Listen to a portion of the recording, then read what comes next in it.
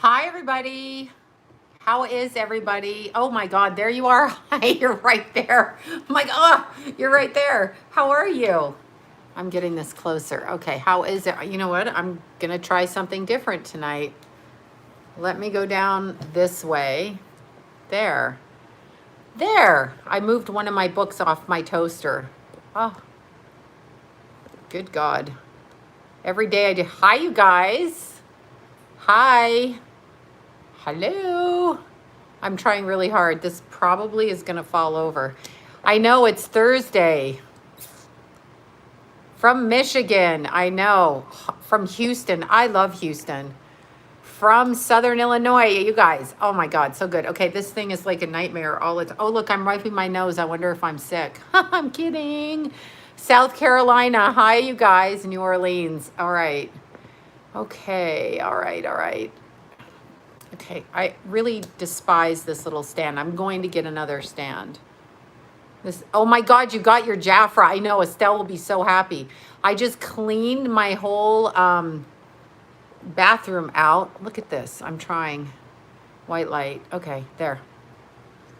I know, it's the window. I have the window open. Okay, now I got to text. Look at weird light. Okay, I've got to shut the window. I can't leave it down. Hold on. Oh, every time I'm just shocked at myself. Okay, we'll just do it this way. We will do it that way. All right, I'm back. Okay. Let's turn on the air conditioning every day. You know, I can't help it. It's how they made this place. It's annoying. Okay, so let's let Libra Lori know that I'm on. Okay, where's Lori? I'm going to tell her live. And then I'm going to tell my girlfriends live. There, done. All right, Georgia. Oh, good. I'm really trying to fix this stupid thing here. Okay, wait, what motorcycle? I don't even know what happened. Something about a motorcycle. Oh, you guys, that's so nice. I'm glistening. I'm probably sweating to hell. Actually, I had fun. Yesterday, I was at acupuncture. And look, I gave up Starbucks. You can't even see it, but I made my own coffee. I know normal people do that. I have my coffee thing over there, but I was obsessed with Starbucks, but I gave it up. And this is my coffee now.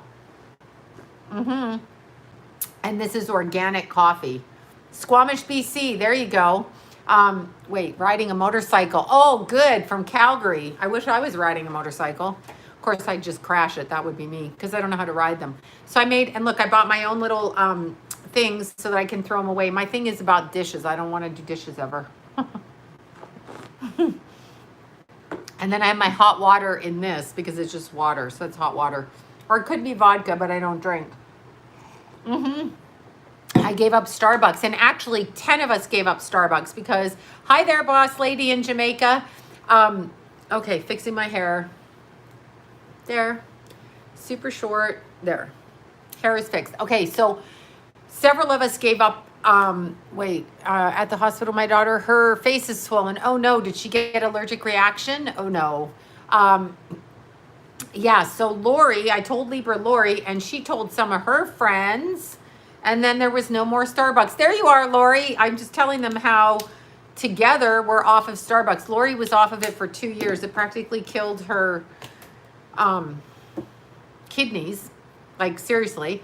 And then me, I didn't realize coffee is crack. Don't be like bugging. This is organic coffee and fair trade agreement coffee. That's the coffee I'm drinking now. Starbucks Anonymous. Yeah, I know, right? Well, I'm off of it now. It's fine. Yes, I know. They are forcing us to wear masks. And just so you know, I'm going to show you a picture of the mask I got. It's coming in the mail. Of course, I have the throwaway mask that I've been wearing for, I don't know, like 60 days. This is the mask. This is one of them. It says 2 meters CUNT.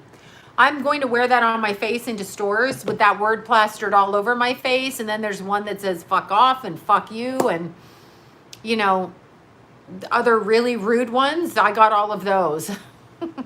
Yeah, I know. Newsom, good God. Yeah. Starbucks. I know. I had no idea that Starbucks, the head guy at Starbucks, Bill Gates' father gave him the money, and then the money went on down through the line. And Mitt Romney. Now, Mitt Romney, I'm aware of Mitt Romney because he's Mormon. No offense. I drink the organic now. Yeah. Well, just for a day. But it's okay. I'm fine. I'm actually really good. I have more energy. Oh, to get off my coffee, I met this wonderful acupuncturist through Jana Banana, hairdresser friend. And so I met the acupuncturist and I went in to get my meridians fixed, my hormones, and my elbow. I have not been able to do anything with this elbow for 4 months. And she goes, you have tennis elbow. So it's tendonitis in my elbow. Guelph, Ontario. I got you.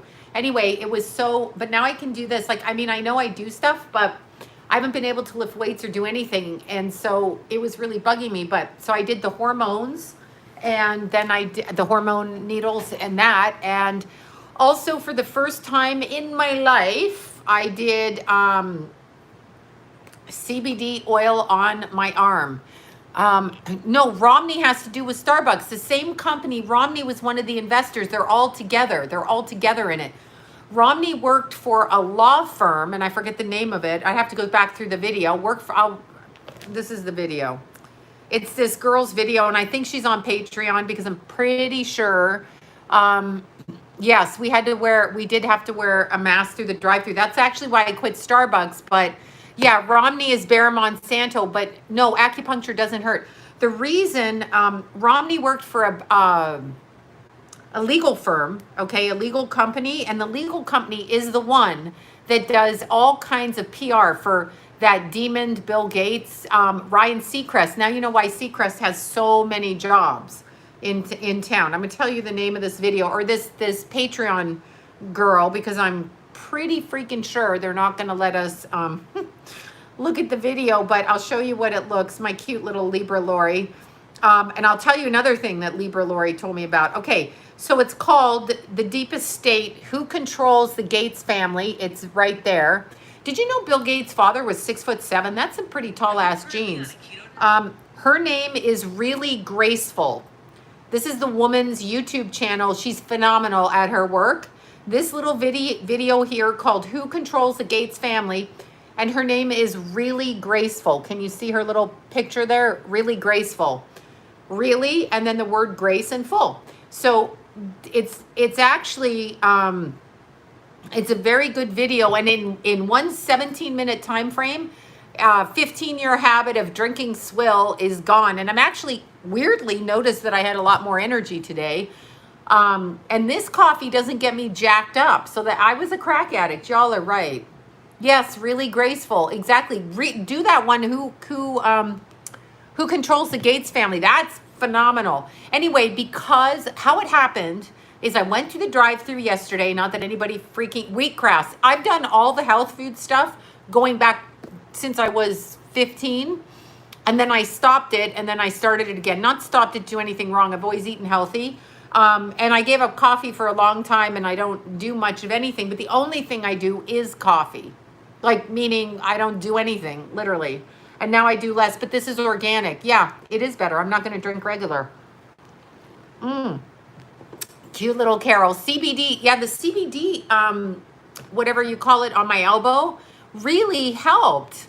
No, Pete's Coffee is run by Starbucks. Same owner. Sorry, the video said it. Really Graceful's video, 17 minutes. In that 17 minutes, okay, I immediately was like, I'm not drinking Starbucks again. If a corporation encourages you to wear a mask in your car, here is my objection. Definitely Seacrest is gay. I know he broke up with his girlfriend. We call it a beard in Hollywood, just so you know. He might be bisexual. He might be part of the sodomy ritual. I don't know. But yeah, the CBD lotion, it was lotion on my elbow because it hurt so much. I mean, it was so painful, and it's been that way for 4 months. I haven't been able to do any weights or anything, upper body really. And so it's called Really Graceful is the name of the YouTube channel of the lady that does it. She's a young girl, actually. She looks like 30, 40, whatever. No, I was so grateful, the acupuncture. So grateful. Yes, the CBD for inflammation. Anyway, really graceful. And the video is called Who Controls the Gates Family? And that was, I watched that. Then I sent it to Libra Lori. Then I sent it to Johnny. Then I sent it, she's 27. Yeah, she's lovely. She's very articulate and she straight up knows what she's talking about. Straight up, to the point, in 17 minutes without a lot of droning on. Very succinct and articulate. Extremely good.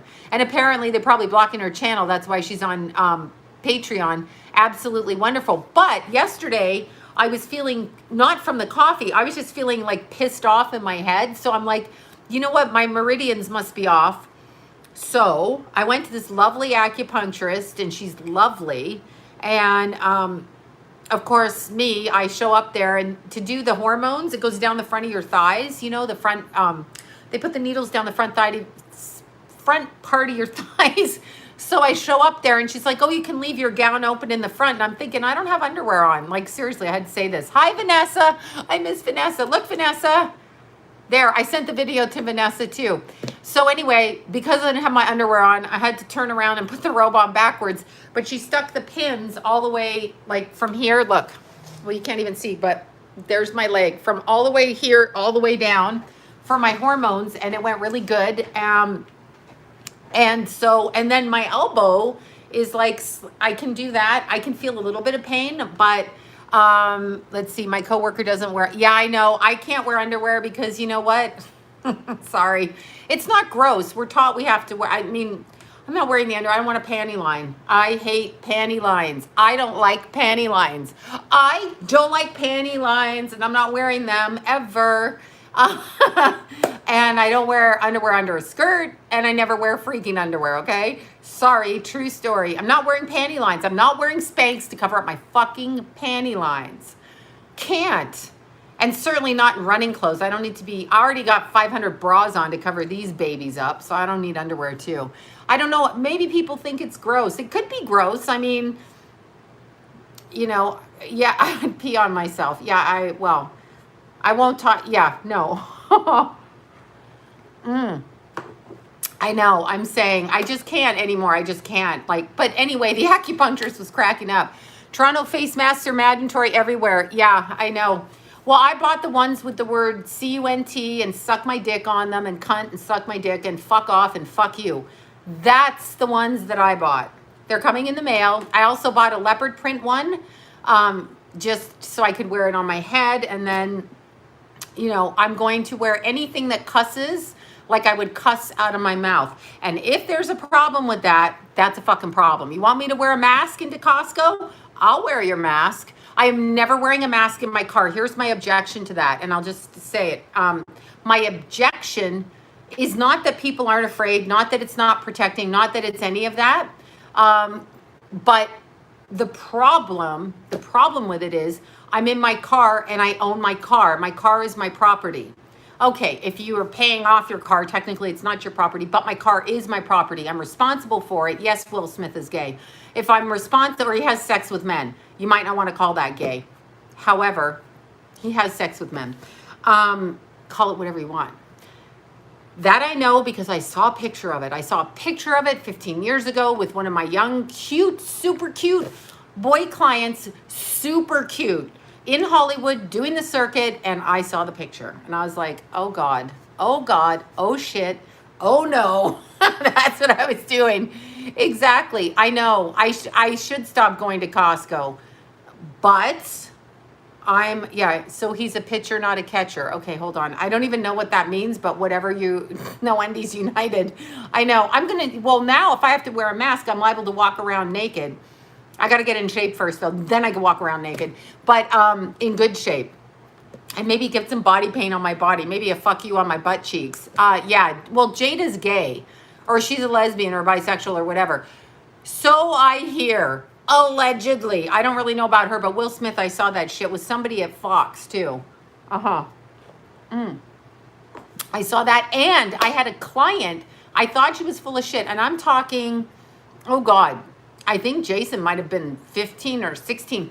She was sleeping with Kobe Bryant at the time. I know what y'all are saying. Bullshit. And she was this like cute little, Latino Armenian mixed girl, cute brown hair, a little bit curvy. And she's like, yeah, you know, he's this and that. And she's like, I'm sleeping with him. And I was like, me, I don't believe it, right? But then I thought, shit, wait, a pitcher gives it, a catcher takes it. Yeah, I don't know. I think it was a free-for-all. I think it went both ways. Anyway, this little girl, she pulled her phone out. Yes, no, she pulled her phone out, and I got an eye full of those pictures. I was like, holy shit.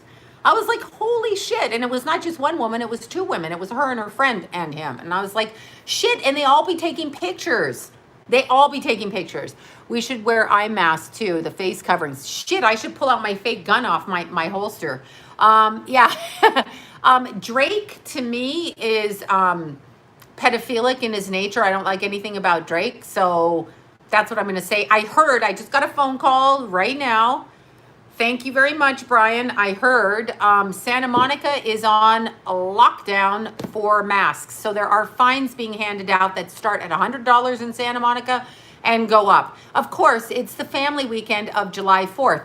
If we stop and shut down the celebrations for July 4th, which is a celebration of our country, our beautiful country. Well, I'm Canadian, but you get the point. This beautiful country that I have made my home, my second home in my life, because it's not as communist as Canada, although, communist with a K. Although I am changing my mind. You know what I found funny? I was listening to the Dollar Vigilante and I was listening to Amazing Polly. We're all Canadian. And all of us have always said Canada is communist. Now, I don't know what to say, but we all think that. As a kid, I got blasted by my family for my outrageous mouth, like about that. And I got blasted for sitting down when they sang God Save the Queen, because I said, that bitch, God ain't saving that bitch. And I mean, I literally was in 8th grade and I was like, Jamie Deluxe as well. Oh, Jamie, I've known Jamie for 4 years, since he started his family channel.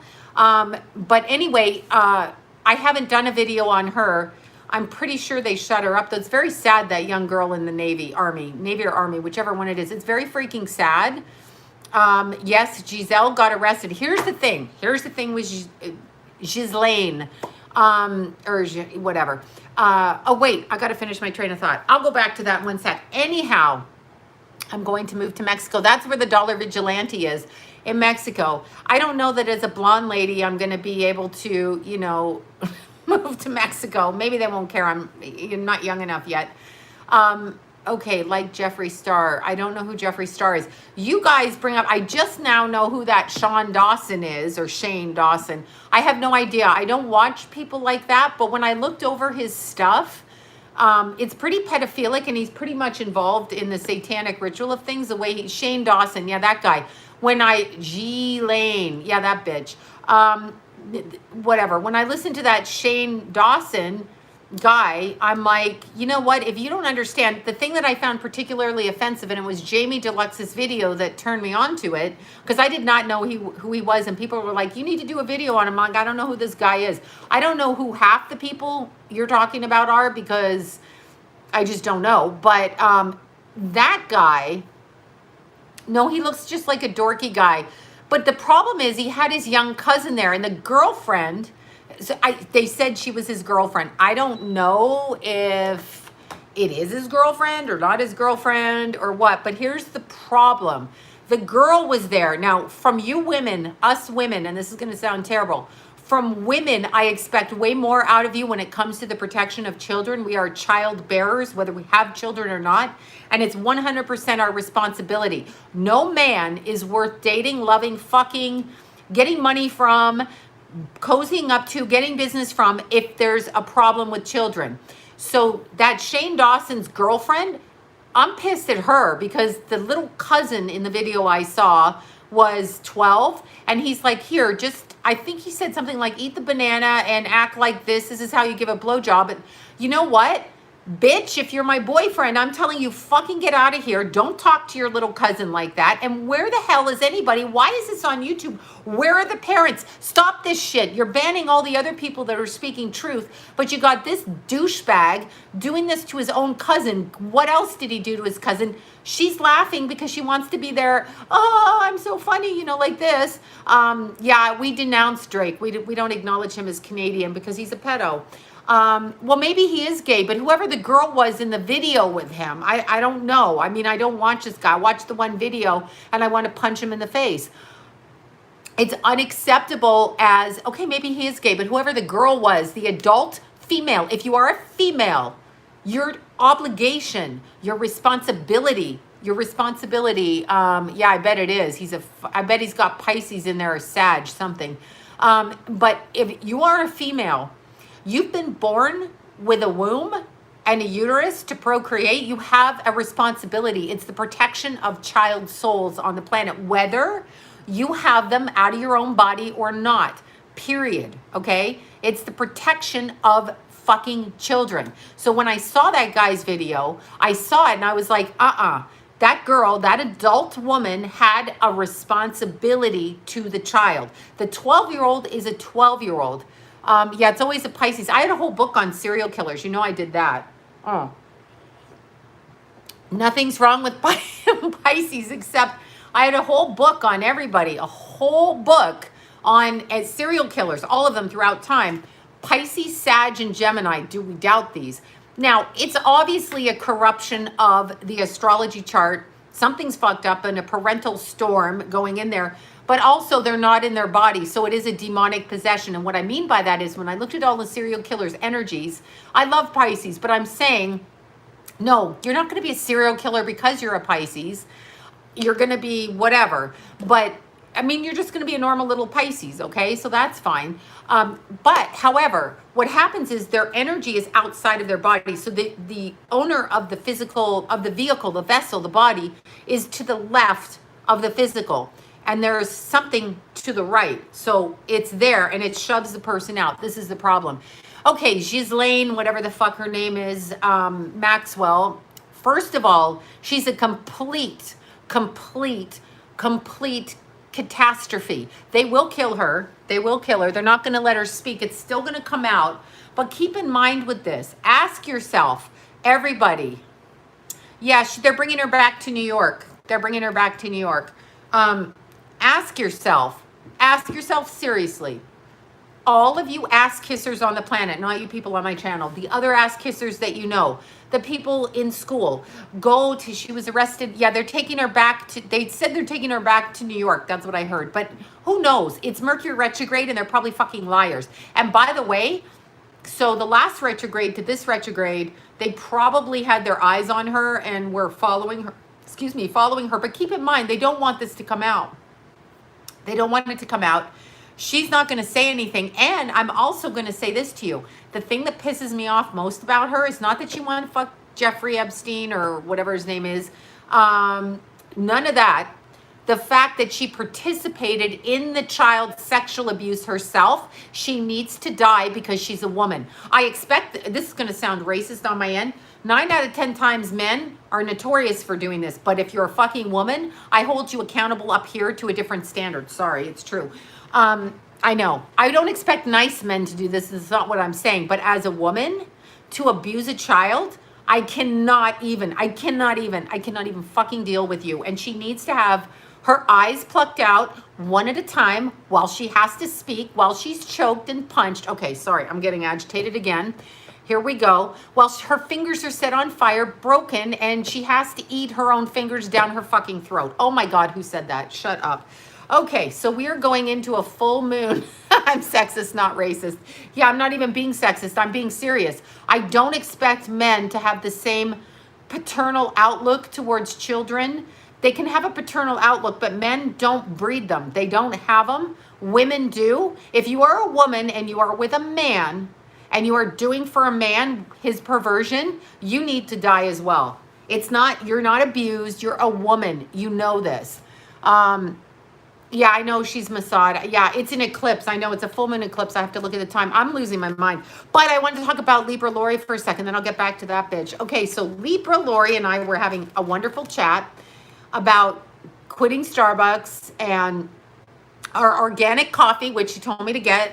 I got my cups this morning, so I got it. It's all good. I'm starting dating women. Good. I'm starting to date women. The punishment, Sloan, for animal. Oh, if you abuse an animal, you ought to be fucking run over with a car and stomped on, because animals are healers to human beings. They're actually energetically above humans. I don't know about ants. Don't go there with me with ants and cockroaches. I can't get into this conversation. Yes, Leonardo is gay. Sorry, proud of you for that. For what? For Starbucks. Yeah, this is look, these are little plastic containers, and I have organic coffee, and I whipped it up with the little milk whipper. See, I'm all about the milk whipping thing because it's like so good. We can't support these people, but here's the problem. Here's what we support. We support money because money is a do-all. Bend over, do anything for money. We have little kids on the street literally sucking dick and fucking grown-up men down on Santa Monica. It's married men. They got wedding rings on their fingers. They go down the street. It's people you know. It's people like Eddie Murphy. Yes, I know that. Yes, I can say that. Firsthand information. It's people like that are all over, and we go, oh my God, they're so brilliant. The only way they're brilliant is because they're allowed to perform. You and I are not allowed to perform at our capacity. Even YouTube is blocking us. However, to put up, nice to see you too, Mary. Thank you. If you put up a video and you're, Jeffrey Epstein, and you have a fake career with that what is his name? Wexner, whatever his name is. Weird guy Wexner. If you have Oprah, I can't even. Anyway, wait, I got to tell you about Libra Lori. So Libra Lori says to me a couple of years ago, she says, you ought to watch A Handmaid's Tale.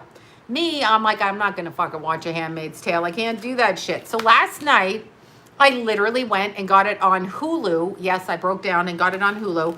I'm watching it and I'm like, oh my God, this is happening to us right now. 12:25 night. Oh, she's a Capricorn. She's going down. Yeah, it's the final eclipse before it hits Hugh Grant. Divine Brown was in a shelter, held captivity in a shelter I worked at. At the time, we brought Divine Brown into the shelter when Hugh Grant got caught with her.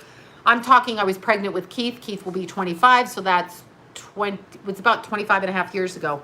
That happened, because if I had Keithy 25 years ago, somewhere in there. I have to go by my children. Oprah, obviously Oprah is a monster. I need my mommy. Oh, God. All right, so hold on. Let's look and see this eclipse. Mercury will go direct around the 12th or 13th or 16th. Is it 16th of July? Let me look.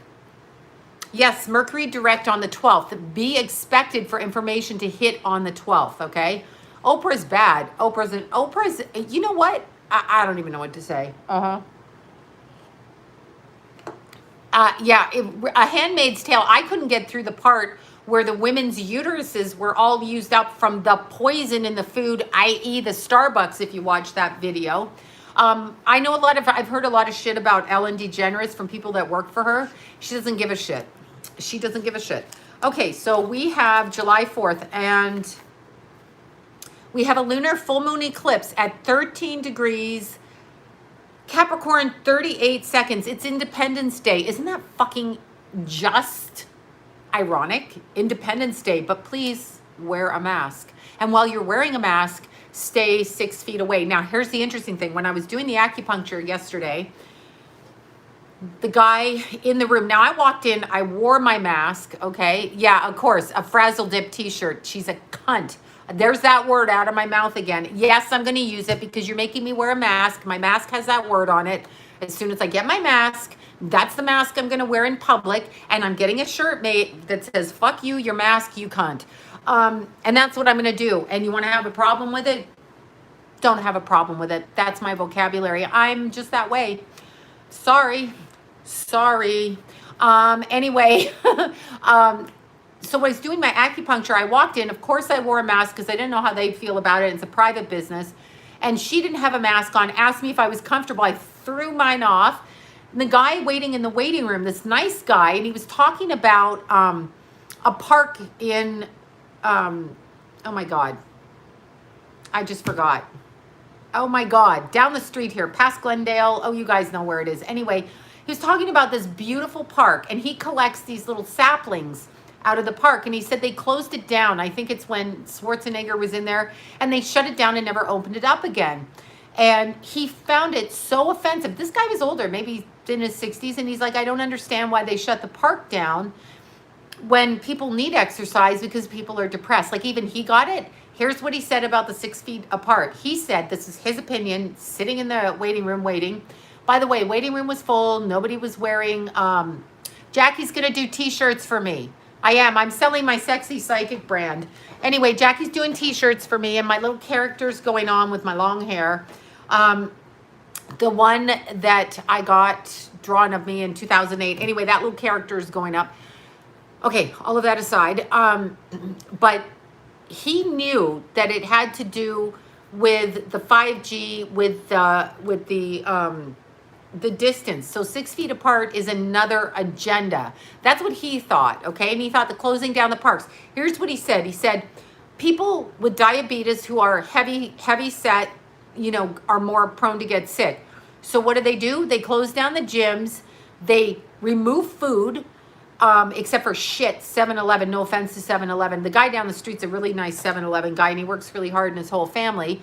1 or 6, I know. I am starting to sell my t-shirts, and Jackie is helping me. So yay, Jackie. Yeah, I know it's an auric thing too, but it was so interesting because he said, so the fat people, yes, Will Smith is gay. Who does not know this? So is our mayor. Tell you that story too. Anyway, he's like, the fat people need to exercise. They need to go to the gym. So what do? They close the gym. People need to eat properly and eat healthy. What do? They make it impossible. What do they force us to do? They force us to look for fucking toilet paper and hand sanitizer. What does hand sanitizer do? It goes through your skin. What is the biggest organ in your body? Your skin. What are they putting on the hand sanitizer? I don't fucking know. So I got organic hand sanitizer with, no, not Newsom, the other one, Garcetti. I've got to say that, yeah, you gained 20 pounds. No, Brenda, get the hell out and walk. Then they close down the parks. They don't open them. Yeah.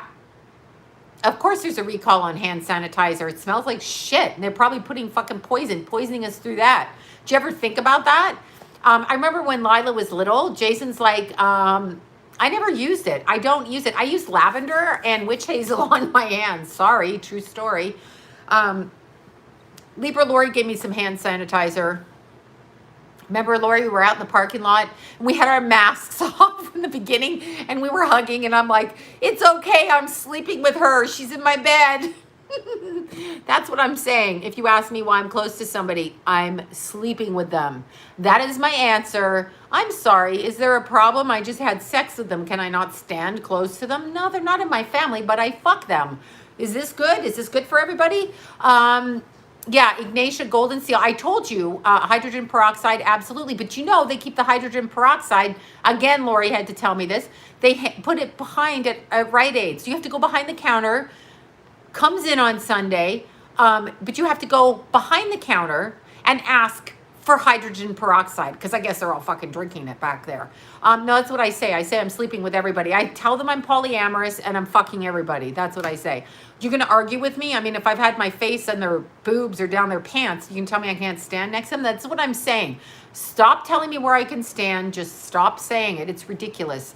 Brad Pitt had to be gay to get where he was going. He's probably bisexual, but understand what they're doing. It's not so much gay as much as, well, some of them are gay. My client today, I'm not mentioning her name, but I love her so much. Anyway, one of my clients today, I love her so much. Apple cider vinegar, oregano oil. I have in my hot water. I put 2 drops of oregano oil twice a day with my tea, with my milk. Tastes like shit, but that's what I drink. Been doing that for my immune system for a long time. Anyway, my beautiful little client today, she knows exactly who she is. I love her so much. She's been so supportive of us. Oregano oil kills everything. And here's another clue from another person I talked to, I'm not a doctor, this is allegedly, but for all the marks, this person has a lot of like dermatology stuff. So they have a lot of skin cancer stuff. They go to the doctor and they're older. And he started putting oregano oil on all the dots on his face. Like maybe it was freckles, maybe like wherever you get sunspots on his hands, and it's taking them down. Shit on his lips, taking it down. So oregano oil is good for your immune system. Absolutely. Lemons, oregano oil, vitamin D always. What is the sun? Oh, a lot of August 15th people. Boom, my people. Boom. Okay. So anyway, yes. Real talk, Smokey the Bear. Your bear is following me. Okay. So, but here's the thing. Avoid I don't use hand sanitizer. If I'm going to use anything, I use organic baby wipe if I have to. But oregano oil helps the immune system. And wait, my voice isn't matching my mouth. Oh no. I used oregano oil for my immune system always. And the sun, when they tell you to stay in, the sun is what is vitamin D, is the sun. So we need to do that. Oregano oil is the best. Just drink it, put it on your sunspots. If you have little skin, whatever, put it on that, see what happens.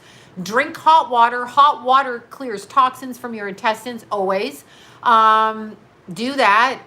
Exactly, do that. Yeah, okay, I'm sorry to say this. This is like a Walmart shirt that I found in my closet. Don't ask me where I got it or why it's in there. I just was cleaning out my closet. I have a whole pile of shit going to the door. Oregano oil is the best. I've been doing it for years. It's really good. All the Hispanic people around us, drink the oregano oil for their immune system. It tastes like shit. It tastes like it could be paint thinner, really. All I do is before I put my hot water in my cup, I put 2 drops, and then I put my tea bag if I'm having tea. If I'm having like Lipton's tea, yes, I like Lipton's tea. Okay, I'm Canadian. I like Lipton's tea. And then, because, the British, the Canadians, we do shit like that. And I put my milk on it, and then I just get used to drinking it, and then I put it in my hot water, and I do that. That's what I do, so that I can keep strong. Okay, so today, my beautiful little client, I'm not going to say who she is, super cute. She knows exactly who she is. Hi, Jana. She knows who she is. She told me that her family member, not saying which family member, came across calls about going to the mayor of Los Angeles's house between him and his boyfriend, lover, gay man, beard, wife, kids, typical Hollywood story. But I don't think it's so much about being gay, although our mayor, I'm sorry, that picture, where is this picture? This picture was just like, it looked like an SM bondage picture to me. And I was like, wow, what message is our mayor giving? Like, I'm actually, for the first time in my life, going, what the fuck is wrong with this man? Look at this. This is like some kind of, I don't know, judge for yourself. What is this douchebag doing, okay? What is he doing? Red rose tea with the little animals in it. I love that. Okay, look at this. Look at this. What is he doing? Down on his knees with a bunch of men around him with a mask on his face. Does he have a choke collar on? Can we choke his ass? Just asking. Yes, but it's very sexual to me. I'm sorry. Okay, that's my perversion. But when I look at it, I'm like, are they mocking us by doing that? Because to me, they're mocking us. They're always mocking us, okay? So I know. I'm like looking at it. I'm like, I'm sure I saw this like in Silence of the Lambs or something. Look, all these men. It's all this little circle of men around him, and they're touching him, and he's there with a mask. He's gagged. He's in the bondage gag. I think they're mocking us. Like, honest to God, I think they're fucking mocking us. He's asking for forgiveness. What is he asking for forgiveness to? I'm not asking anybody for forgiveness unless I've done something to you. I have to do something to you. Like, if I haven't done anything to you, then I'm not, if I have, approach me.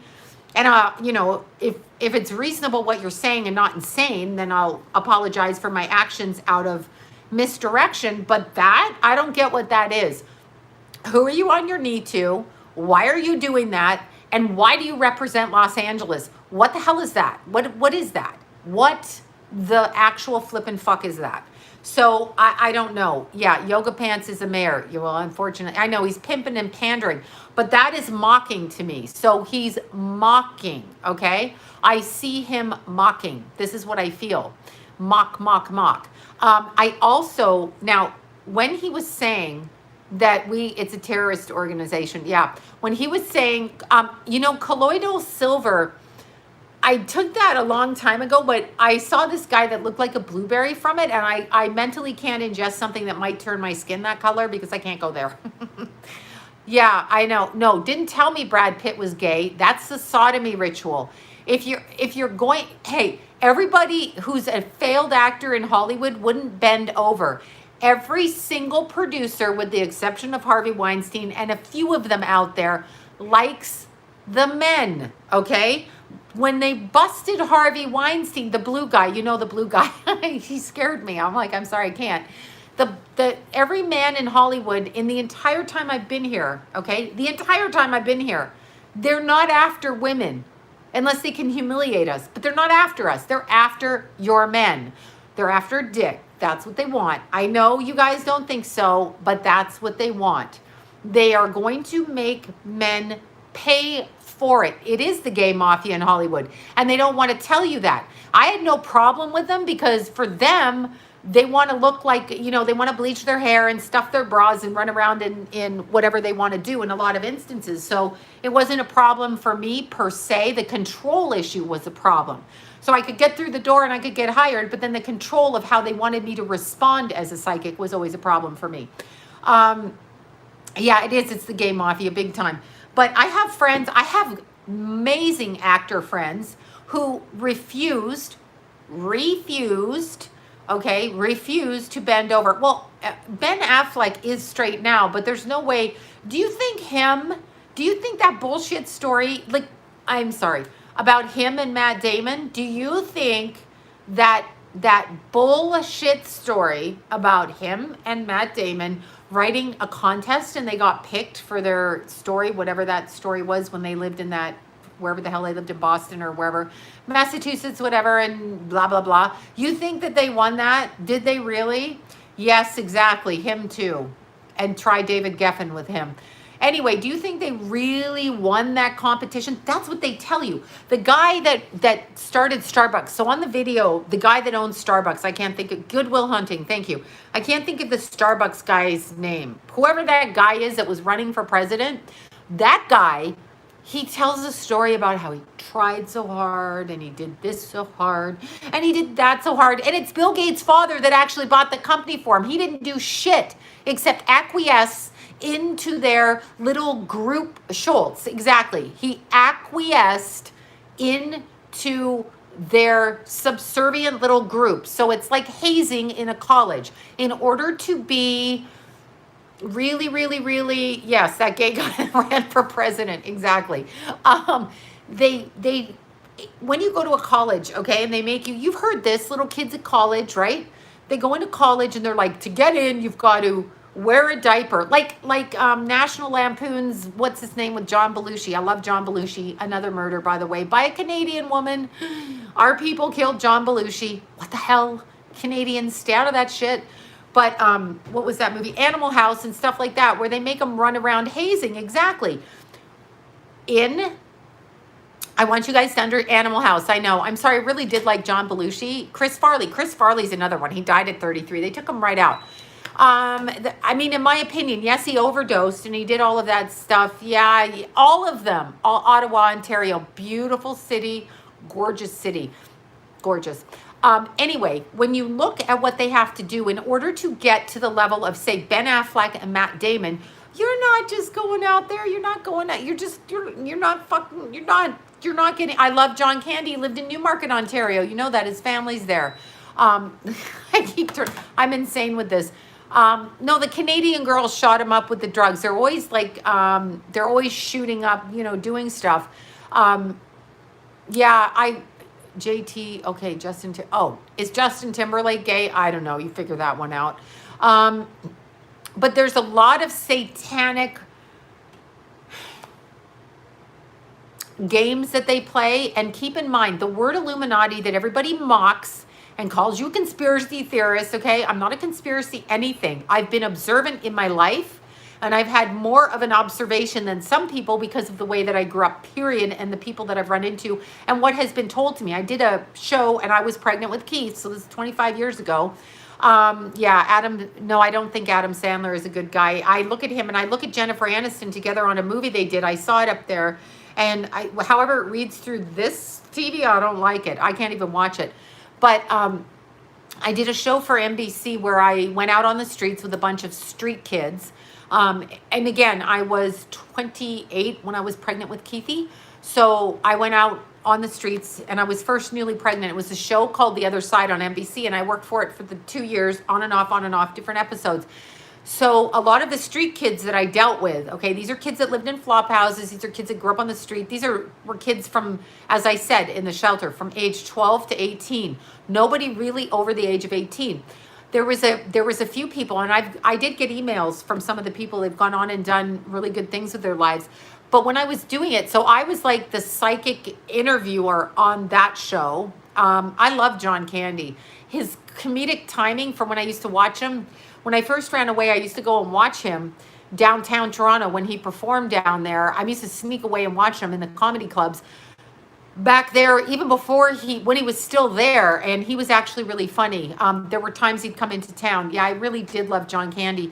And he did have a heart attack. However, he got pretty, I know everything about John Candy's, like, everything about him was very comedic, but I can't, Second City, yeah, I just absolutely love John Candy and his timing. And I even love Schitt's Creek, the show, which is Eugene Levy, speaking of John Candy, and Kathleen O'Hara, yeah, that's her name.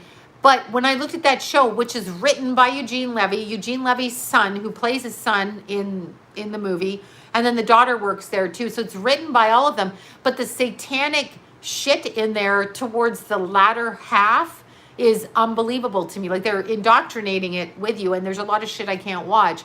But anyway, what the hell was my point? I had a fucking point here. I had some point, now it just went out of my head.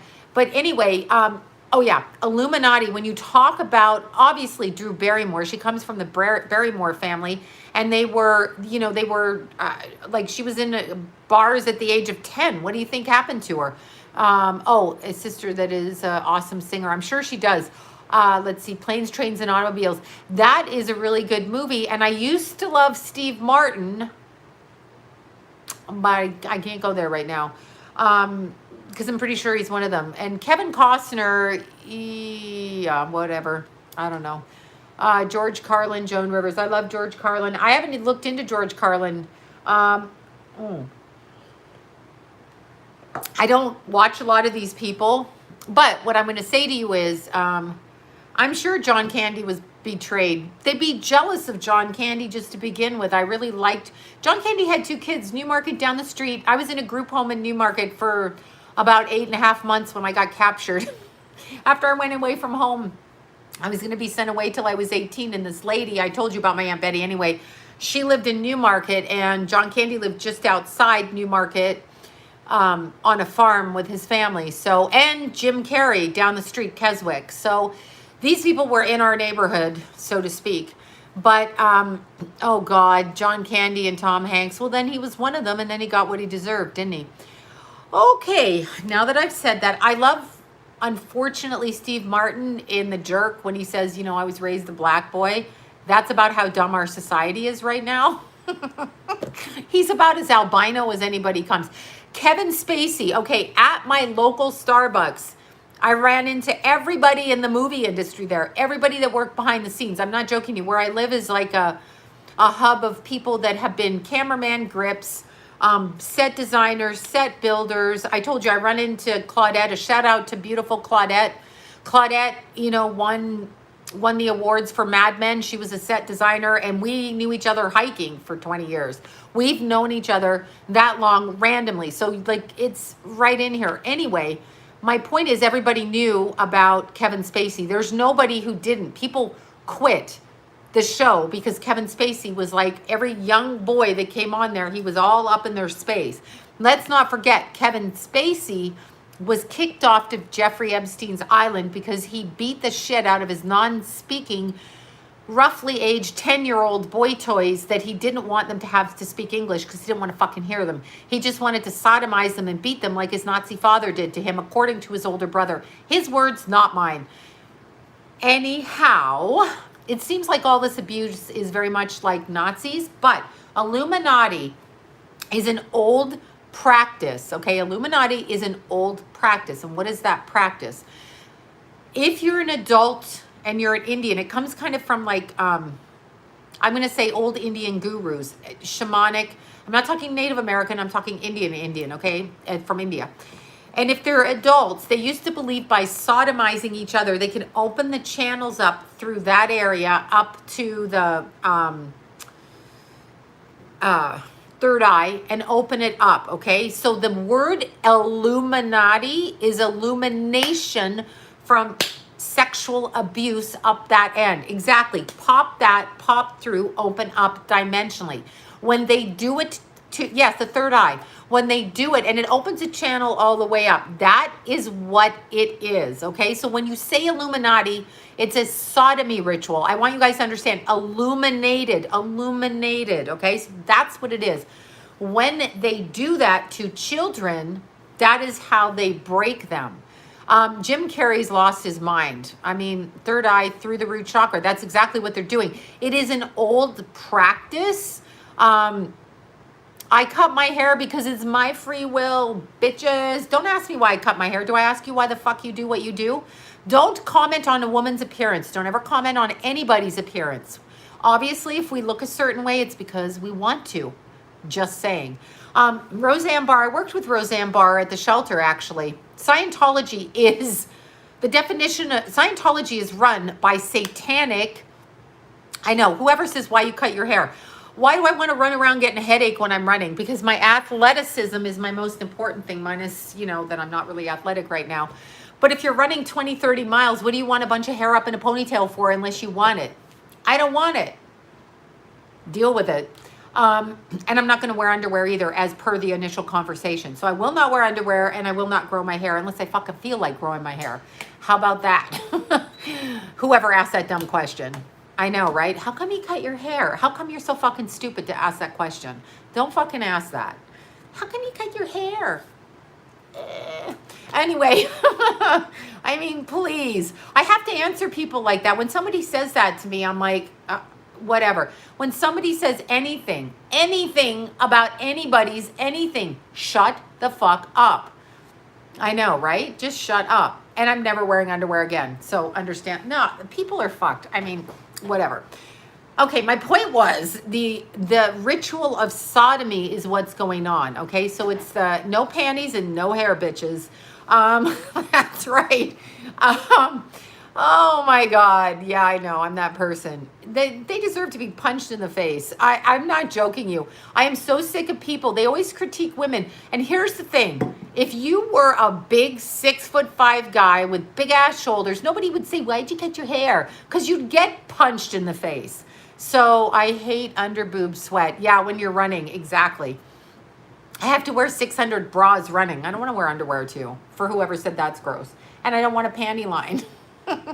I'm not going to do that. I don't want somebody walking behind me going, oh God, she has a panty line because she's uptight and has to wear underwear. No.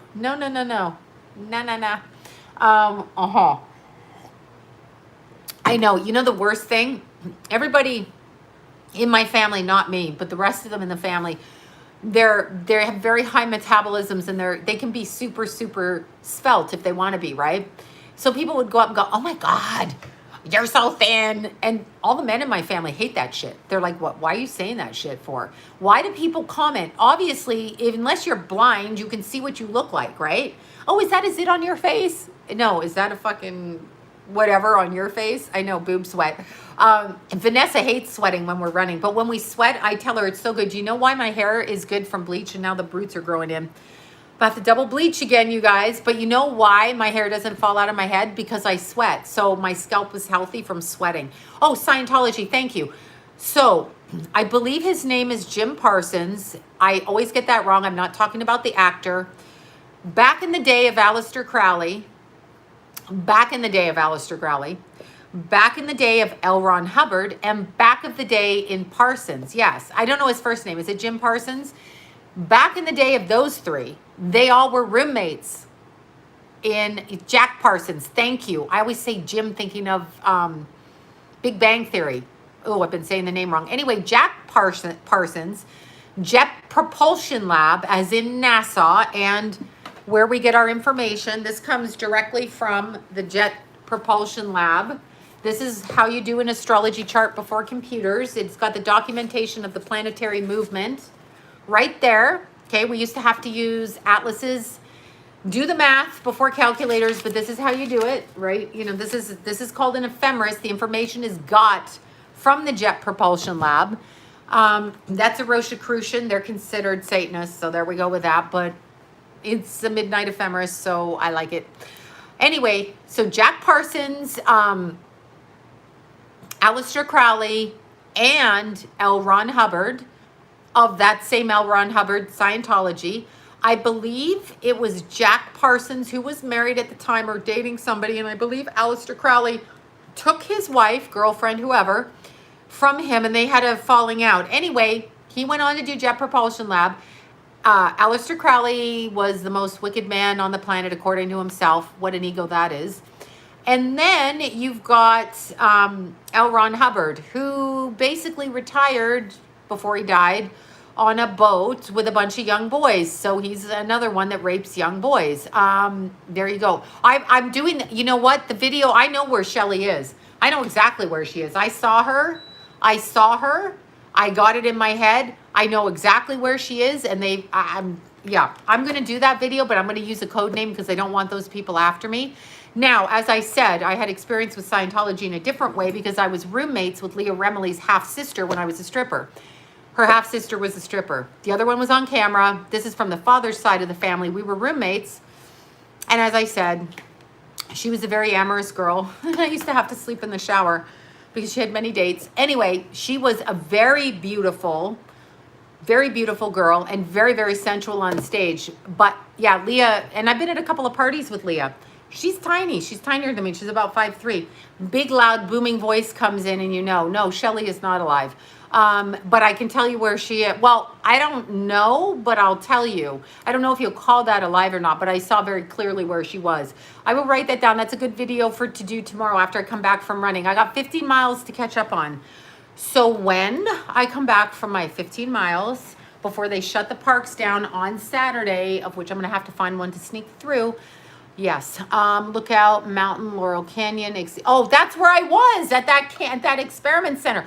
I was there with Michael Parker. We're going to do a TV show together for, I'm not going to mention it, but anyway, he's been commissioned to do something. And so he asked me to go with him, and I couldn't make myself drive up that road. I couldn't go up that road. Like, they were waiting for me.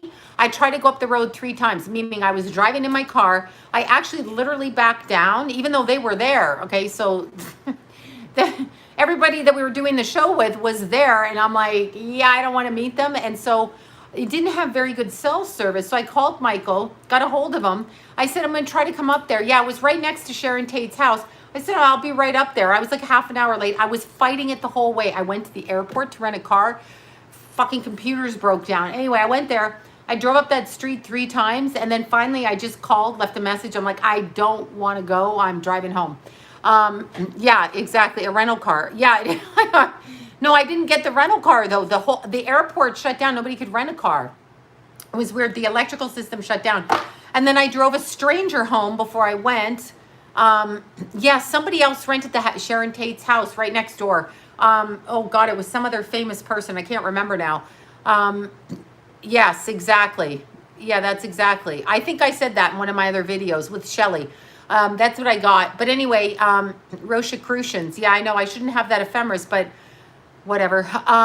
We're staged. Google, Miles, Martha's. Yeah, whatever, I will. But the Sharon Tate murders were a ritual. Ellen is just a piece of shit. I think she's a piece of shit. I think Ellen is a piece of shit. That's what I think. Sorry. Did I say that? Oh my God. That's a bad bitch. Olivia Hussey. I know the name. I can see the face, but I couldn't tell you.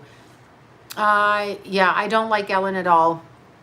I don't like anything about Ellen. I just don't like, I can't believe Portia got kidnapped by Ellen. That's the way I'm going to word it. Yeah, exactly. I don't like Oprah. Ellen, I've heard about Ellen. I know people that worked on her show. I've heard a lot about Ellen from people that worked on her show. So yes, trance channeling can be real, but understand what you're channeling is up for debate, because honestly, to tell you the truth, when the energy comes through, you don't really know what you're getting. You could be getting a fake spirit or whatever. So you have to have enough experience. I don't go on Twitter. You know, I boycott Twitter. Michael's always like, go on Twitter. I message you on Twitter. I'm like, I fucking hate Twitter, but I'll go look.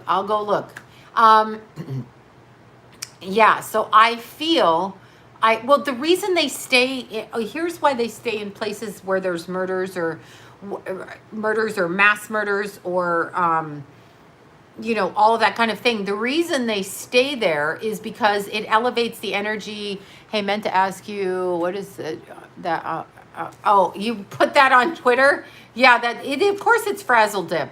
As I was saying, 2016, before, I've said this on other stuff, 2016, Peter Danglish, Humanities Minister for Canada, okay? Canada. That fucker that Trudeau hired, I'll tell you about Roseanne. That fucker that was hired by Trudeau was arrested in Nepal for sexually abusing boys. He went to jail, and how he got out of jail was a little file on his computer called life insurance that had been passed around to all the pedophiles in the club, of which Anthony Weiner is one of them. Now, Anthony Weiner, who seemed like just a complete piece of crap, okay? Anthony Weiner was set up, so you saw him in his underwear, like with an erection with his son on the bed. So everybody is distracted with that. That's the humiliation setup, okay? That's the humiliation setup. I mean, it's bad enough. That's his baby. But how many people have had sex with their kids in the room? A lot. I don't know, whatever. Not in front of their kids, but kids are sleeping in beds and all of that.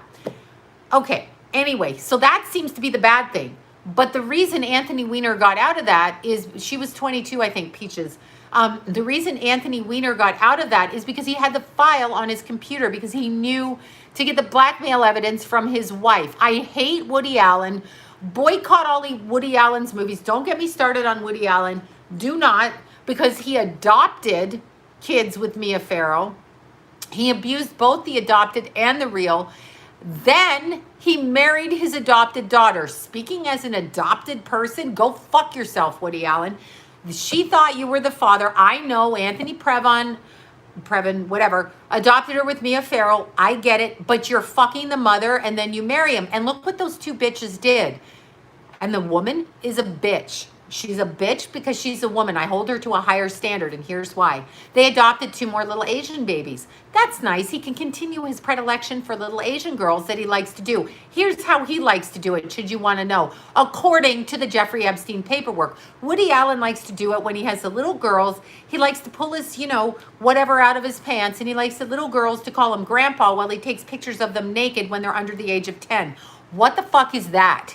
Yeah, Woody Allen needs to be beat up, run over, put on a horse, split apart, something like the end of the movie of Braveheart, and that's what needs to happen to him. But why do you people frequent his movies? I never thought his movies were any good. His movies are like juvenile, kind of immature, stupid movies. But that's what he did. That's what he likes to do. But him and his adopted daughter, known as his wife, okay, right now, and he adopted his abused daughter, and they threw her under the bus. They called her mentally ill. They called her this. They call her that. Please, okay?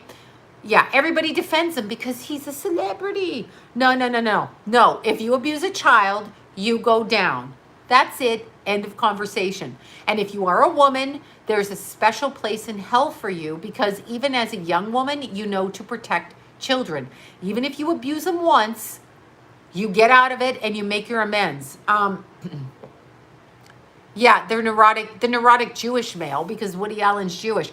And everybody's like, oh, I had friends that go, oh, I would marry Woody Allen. I'm like, he is probably the ugliest man on the planet with the stupidest mind. with the dumbest clothing, okay? All of it. I can't even. I can't go there. No, you're fine if you're Jewish. I'm saying Woody Allen's movies are about the neurotic Jewish man who spends his life in therapy. He's a stereotype. He's a racist against his own kind. And notice how he doesn't marry within his faith either.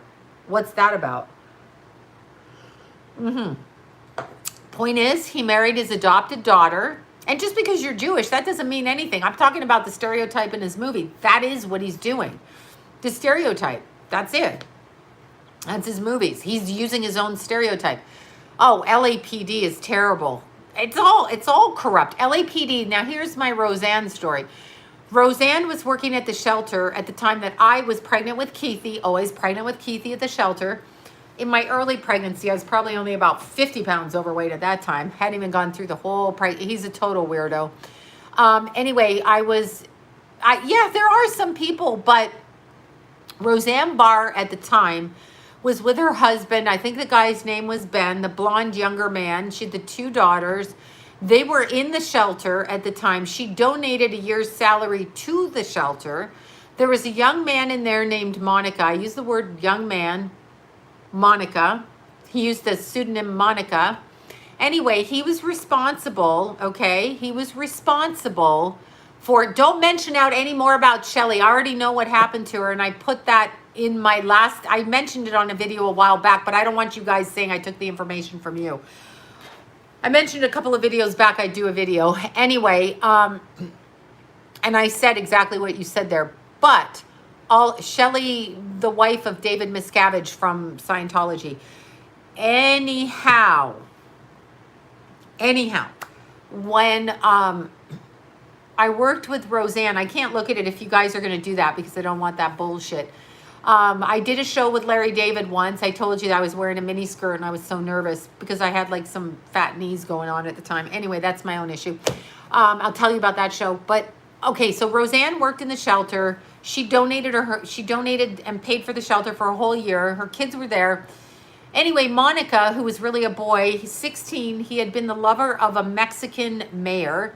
He'd been trafficked into LA. He took down the head of the LAPD at the time because the head of the LAPD, can't think of the guy's name. We're talking somewhere in 1994, 95, right? Somewhere around there. He took this kid and arrested him on prostitution. And in order not to go to jail or get in trouble or get deported, this kid would have sex with this head of the LAPD. Court case, that kid did that. And then at the same time was another kid in the shelter that was taking down Eddie Murphy, 94, 95. Before in the 90s, what happened with Eddie Murphy came out publicly with his transgender. I was just giving the guy a ride home off of Hollywood Boulevard. Nonsense. That. Quentin Tarantino, I don't even know what to say about him. I don't like anything about him. I think he's another piece of shit. I do like his movies, but they're full of symbology. Tom Arnold, I was at a party. Ashton Kutcher absolutely runs an app for missing children. So you figure that out. Remember, they give more in their charities. He does. I know for a fact he does. He was on our list. He loves transgenders. That's what he does. That's why he has 10 kids and beautiful women. If you're secretly gay and on the down low, what are you going to have? A beautiful woman that looks like a Playboy bunny while you're on the down low because you've got this beautiful woman and you're knocking her up all the time. So what if they have kids? A lot of them have kids. It doesn't stop them. They indoctrinate their own kids. Of course, Ashton Kutcher now has, I don't know about Mel Gibson. He's pretty, whatever. I don't know who that Camila is, past lives, I don't even know who that is. Well, he sleeps with transgenders, I don't know what to say about that. He sleeps with them. That I know from my personal experience because we had a list of celebrities that purchased. I guess I can talk about Ariana Grande now because I'm not on her Instagram anymore. I've been debunked probably because of this, but all I can tell you is when I worked with her, she was talking about the demons were following her. Those are her words. I think she said it publicly as well. And so now I don't know what happened after that. I'm sure there are good people here. I'm sure there are who targeted them. Yeah, exactly. I've already talked about that, Shane Dawson. Yeah. Well, Ariana was just a kid when I met her, and I told you one of my buddies was her dresser, person who dresses her. Shirley MacLaine, I don't know anything about except from her movies. And what movie? The Apartment with Jack Lemmon. There you go. That's an old one, way before my time. But yeah, Miley Cyrus, I don't know what the fuck happened to her. She's just like, I don't even know. Oh, Johnny Ghosh. Yeah, that little boy. I don't know what happened. Just because you're psychic doesn't mean you tune into this. Like, why do I want to tune into all this? Maybe I don't. I love Warren Beatty, but I can't even go there. I'm going to say Warren Beatty has followed. There's a script for celebrity. Let's start with Magic Johnson. 1992, I'm pregnant with Jason. January, Magic Johnson comes out. What does he say? I'm HIV positive. How'd you get HIV positive? Magic Johnson, was it shooting up steroids, or were you taking it up the butt or giving it up the butt? Which way? Or shooting drugs? Don't know. Whatever. How did that happen? No, psychics, isn't that what psychics do? Fuck off. No. I'm going to be really rude now. Don't ask me to perform like your monkey puppet every night. I don't have to answer questions about people that just died right now because you want to know. I do what I want on my channel. Get off my channel if you're going to throw shit at me that I don't want to answer and then keep shoving it down my throat. I will answer what I want to answer because it's my body, my energy. Don't do that again or get off my channel. Not joking. I'm not fucking putting up with you people, or I won't do the videos anymore. I'm not going to do it. I don't have to do it. I make enough money not doing it. So how about that? Don't fucking ever ask that. I can't. Don't aggravate me. I'm going to disappear again. I'm so sick of it. Isn't that what psychics do? No, bitch. Psychics work with one-on-one clients. We work with one-on-one people. I don't have to pull every dead person out on the planet. And by the way, the dead people do what they want. They do what the fuck they want. What is wrong with people? Oh, I'm a monkey puppet here to perform for you? Fuck yourself. Go fuck yourself. That's a trigger. Don't do it to me anymore. Fucking don't like it. And I'm not going to do these lives anymore. I've just decided that. That I've decided. So this is the last one I'm doing. I'm not doing it anymore. Sorry, don't want to do it. Gonna stop doing it. That's what I'm going to do. Going to do my videos the way I want to do them, where I don't have to respond because I'm not fucking doing this with people. I've had it up to here with people. I'm sorry, it's true. Anyway, getting back to the topic, I'm not even going to give that another thing. People are so fucking ignorant. So fucking ignorant. Selfish and ignorant. Okay, gone. Now I feel like I'm speaking like Newsom. Wear your masks. Okay, sorry. All right, who was I talking about? Anyway, I forget what I was talking about. Okay, so no, I'm not saying I'm not wonderful. I just can't stand when people demand shit of me. Don't ever demand it. I'm not on your time clock. I'm not on your shit. I know. I can't move on. I'm not going to move on. And in fact, if you piss me off, I'm going to shut this off. Don't tell me what to do, especially you, Mr. Michael. Dude, don't tell me. Okay, so Magic Johnson comes out. He follows the exact stereotype. What is the stereotype? If you are in the club hazing, number one, you are, quote, an influencer. So I don't know that they called them that back then because we didn't have influencers. We had celebrities who made a shitload of money, and Magic Johnson was a good player. So if you liked basketball and you watched sports, Magic Johnson was great, right? So Magic Johnson comes out. What's the first thing he has? He's married with kids, 2 twins, I think twins, and then the older boy, who's a girl. What's he do? He gets AIDS. Excuse me, push the AIDS agenda. He doesn't have AIDS anymore. Their good deeds outweigh their bad deeds. He totally employs the whole black community in Los Angeles. Fatburger, movie theaters, which is amazing, okay? He gives all of these people jobs.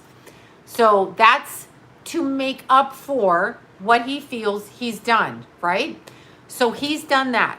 Then, as time goes on, because he has money, he doesn't have AIDS anymore. That's kind of bullshit. That's kind of bullshit, right? That's bullshit that you get AIDS, but if you don't have money, well, he's paying it back. But why is he paying it back? Satanic Ritual Illuminati. their good deeds outweigh their bad. So let's say they have to do a sacrifice to get all of that kind of public adulation. Say they gotta, kill a couple of people, sacrifice them. Let's think P. Diddy with that. So then let's think about the charities we do. What kind of charities do we do to make up for that? Usually child charities. Let's think Mother Teresa. What did she do? Child charities. What do we do when we do with that? We go to Haiti and we rape and pillage the land and we take the kids and we don't give them food and we don't build and we don't do that. He does all of these charities. I don't know what Magic Johnson did. I'm just saying. No, he didn't sacrifice himself. He wanted money and fame and he had the ability. He's tall. He's agile. He's an athlete. He has that big face, that big smiley face of his. Then what happens? He has 3 kids and don't you know it?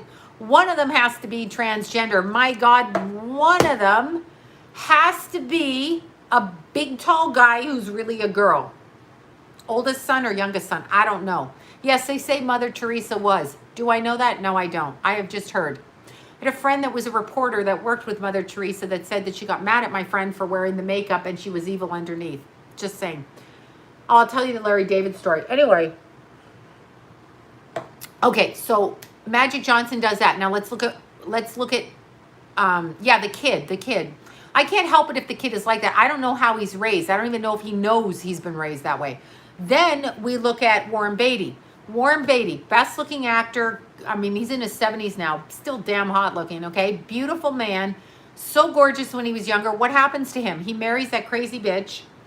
Bachelor till he's 50, I guess. He even dated Madonna. That should have been a tip-off, right? But he marries, I can't think of the actress's name. I can't think of her name, but you know who I mean. She was in the movie with Kevin Spacey. She played the wife in the funniest scenes, actually. But he marries her. They have 3 kids later in life. And don't you know it, Annette Bening. There you go. Don't you know it, their daughter, I think it's Kathleen, not Caitlin, Kathleen, I want to say. Their daughter becomes Steve. So they too are a famous, well-to-do, dialed-up Hollywood family, hooked up like crazy, and now they got the transgender, but it's female to male, whereas Magic Johnson's male to female, which is probably more normal or more whatever, not normal, more mainstream. I hear less about women to men than I do men to women. That's just my experience. Then we have Cher. Now, I love Cher. I love her long dark hair.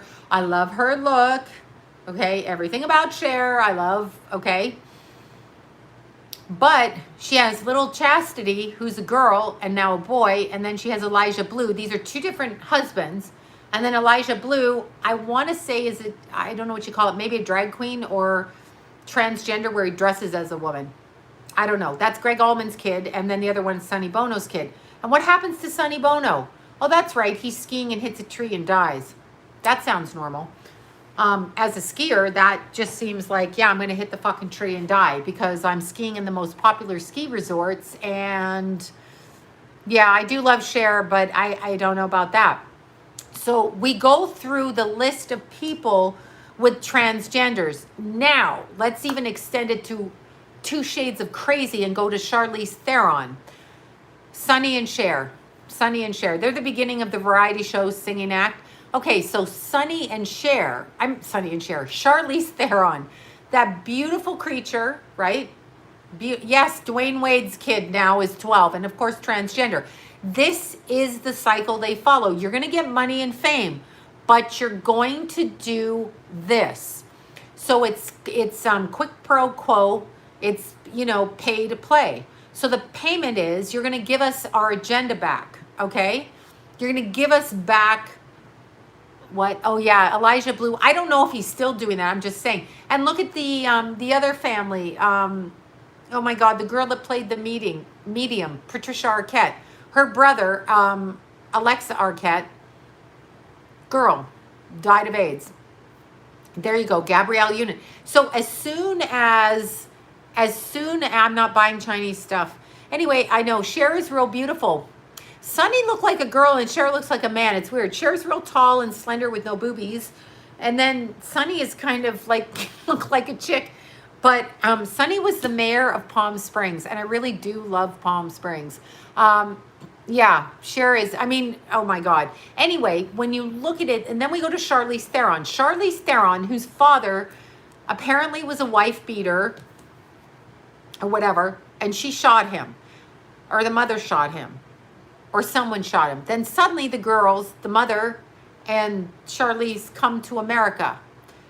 Coming to America, Eddie Murphy movie where they have the foot combination. That's what Eddie likes to jack off to. Big boys' feet while they're dressed as women and they're in their shoes. That is exactly what was written up in the paperwork that we had. Just fucking saying. So all the feet references is Eddie's little pacadillos. Yes. Anyway, the mother shot him. Right. The mother, or I forget. Yeah, maybe she made Charlize do it or whatever. However that goes, that's their business. But then Charlize comes to Hollywood and she, oh, Dan, don't get me started on Dan Snyder again. Charlize comes to Hollywood and she becomes this gorgeous creature. She too, notice how she didn't speak out about the Me Too movement about Harvey Weinstein, because you got Charlize Theron, you've got Reese Witherspoon, and you've got Renee Zellweger. The three of them were Harvey Weinstein's girls because Harvey Weinstein was straight. Disgusting, but straight, okay? So those girls went through that producer. So they didn't turn on him. Pay to play. They paid and they played. Okay, so Charlize adopts children. People have to stop adopting children. Charlize adopts children. Charlize has two little, I think they're both black boys. I don't know. I don't know what the second, the one is that wears the tutu.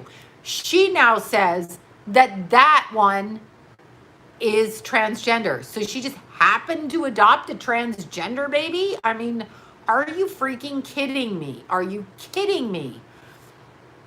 You know, they say that Weinstein has, yeah, I know. I don't know what to say.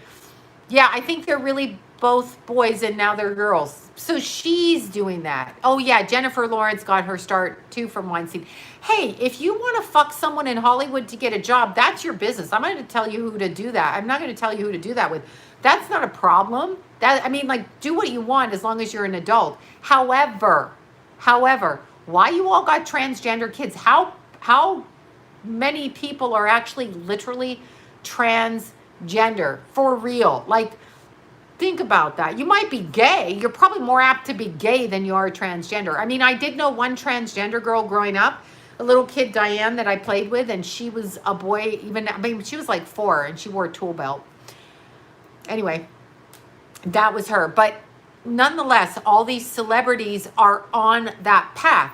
So there's a contract that they have, and the contract that they have says, like, if you work at a Fortune 500 company and they pay you a salary, okay, they expect you to work a certain amount of time, and you may have to work Christmases. If you work in a restaurant, you're going to have to work Christmas dinner, right? So that transgender was always the price. Well, transgender is one of the agendas. It's one of the, now, this is fascinating. So I started a TikTok account, as you guys know. Number one, TikTok is as racist. It is so racist. I've never seen anything so racist in my life. Everything they do, like all the stuff, like they do about Chinese, they do, I mean, just like all kinds of crazy racist shit. And everybody on there, like every third story you go up, is a man dressed as a woman, flaunting his stuff. And it's very, and then there's the all, I'm gay, and if you don't like it, and it's just shoved in your face. Yeah, it's an investor in a business. Exactly. You do this, you got to do this. So like if you work, anybody who's been in a restaurant business knows you work every holiday or you're not getting the job. Like if you're a waitress, if you're a bartender, if you're, whatever you are, you're not getting the job unless you work every holiday, because that's when they need you, is the holidays, right? So if you're in the service industry, you're probably going to walk dishwasher, all of that. You're probably going to work every single holiday. It's the same kind of a thing.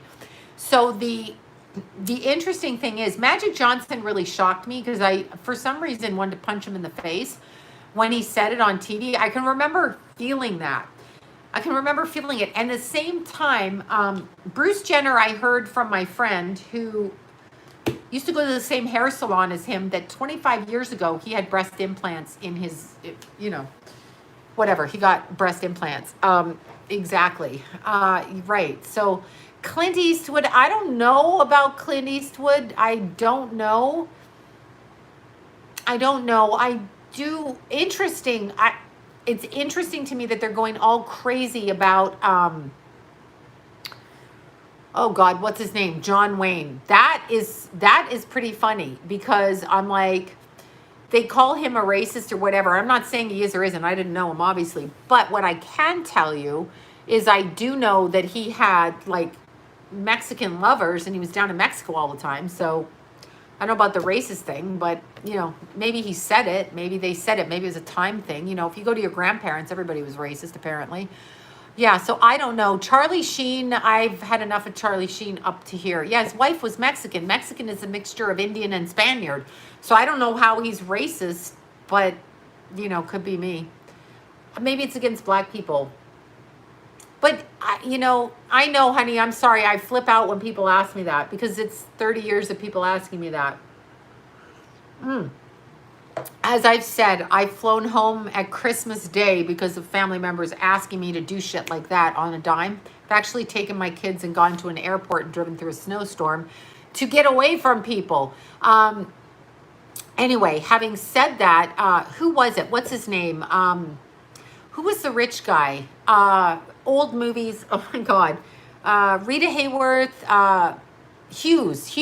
Howard Hughes.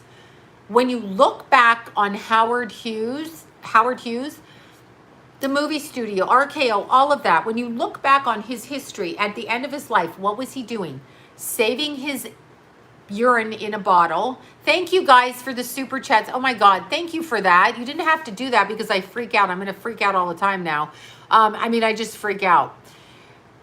But yes, reclusive Howard Hughes. Thank you for that. Let me see if you asked me something on here. Oh shit, I can't even see that.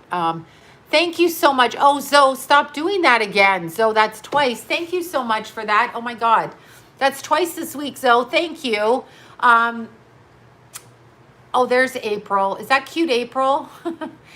Cute April, right? That's you, April. April, Elephant Aprils. Yes, that's you. I know. Thank you, Zoe, for that. I know, right? Okay, Howard Hughes. When you look at Howard Hughes, he used to keep his urine in a bottle, and then like he'd pee in cups or whatever, bottles, and then he wore tissue on his shoes, and he actually died with needle in his arm. Well, I mean, like they found needles in his arm and old needles and shit like that. So he was shooting up. Does that not sound like MK Ultra gone wild after he did all of this and then that way? So you can only, well, no, really. I mean, Howard Hughes was completely happening and then went completely nuts, right? So think about that. I wonder if he was mind controlled and then like kind of went off the rails here. Charlie Sheen as well. Think about Charlie Sheen, okay? I don't know that Howard was bonkers. He was a billionaire. To be a billionaire, you have to do what they want you to do. Now, how does your soul feel when your human soul comes into your physical vessel after you've gone out and let a demon share it with you? So how does that happen? That he lived on the floor and he died and the locals told me. Yeah, okay, I don't know what the locals told you, but tell me what the locals told you. I feel like a lot of people are waking up to it, but they still call us crazy when we say it. Now, the satanic part of it is never mentioned. People think these people are just sex perverts and weirdos and, you know, I know now we're all washing our hands, so we're all OCD. I was always a hand washer anyway, but just anyway, because I can feel energy on my hands, so I do that. But when you look at it right now, even when we're talking about Jeffrey Epstein's island, I want you to think about this for a second. Okay, I'm fucking... Yeah, I think Michael's heckling me as a troll, so I'm going to have to fucking harass the shit out of him. I will be texting obscenities to you. That's what I'm going to do. Okay, so, yeah, I know I can't cut my hair anyway.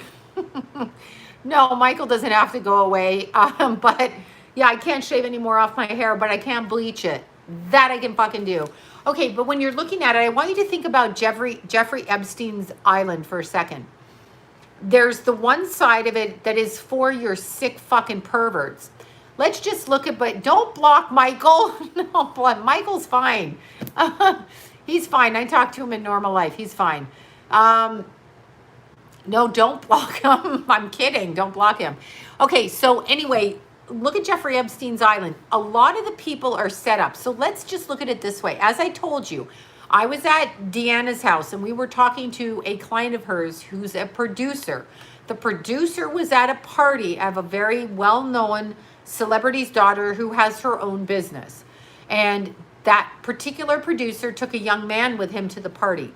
The producer's not gay. The young man, I don't think is gay, but he was a young actor. So the producer took him to the party. The party was teeming with people. So say 400 people running all over the place.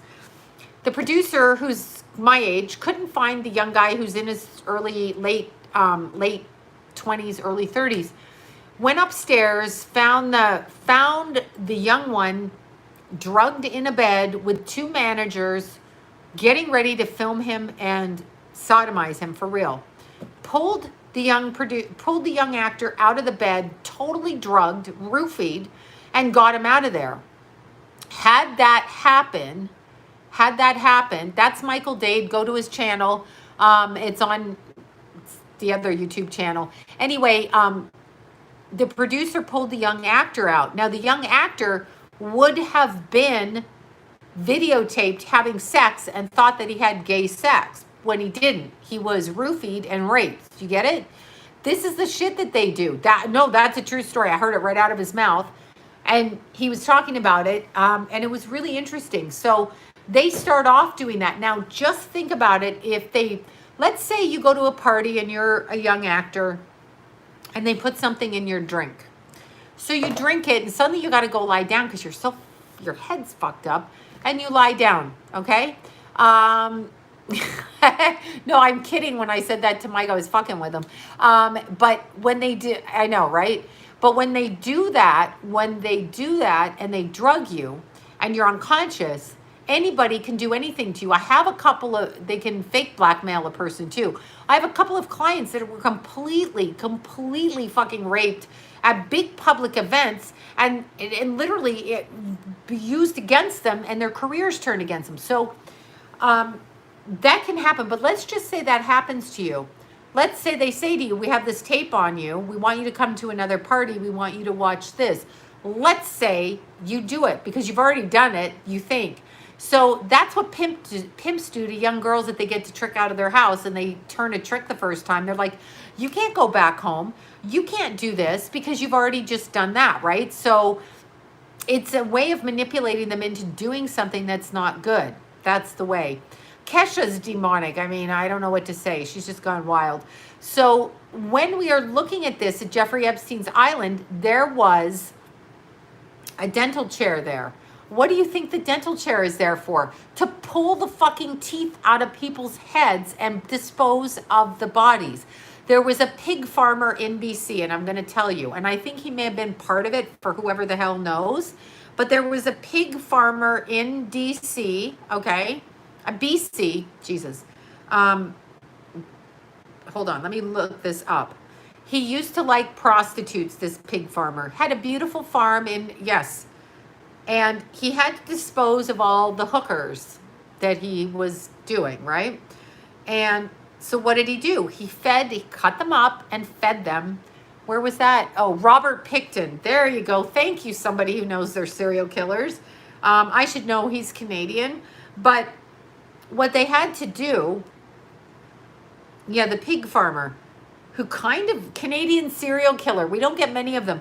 Do you remember the chick in Toronto? You guys, she's always haunted me. The girl in Toronto that had the boyfriend, whatever, they were like 20, 25. And they murdered her sister in a sexual ritual. Do you remember that one? It was a huge case in Toronto. She got out of jail and she went on to, Picton 22, yeah, that one. She went on to have kids, a boy child. Can you imagine? What the fucking hell? Exactly. Okay, let's see this guy. October 24th. Don't that make him a Scorpio? Okay, Port Coquitlam, Canada. Okay, Port Moody. Okay, whatever. Let's see what he did. 2007. So he murdered people all the way along, and then he fed them to his farm animals. Yeah, Bardo. Yeah, the boyfriend, the Canadian ones in Canada. Right.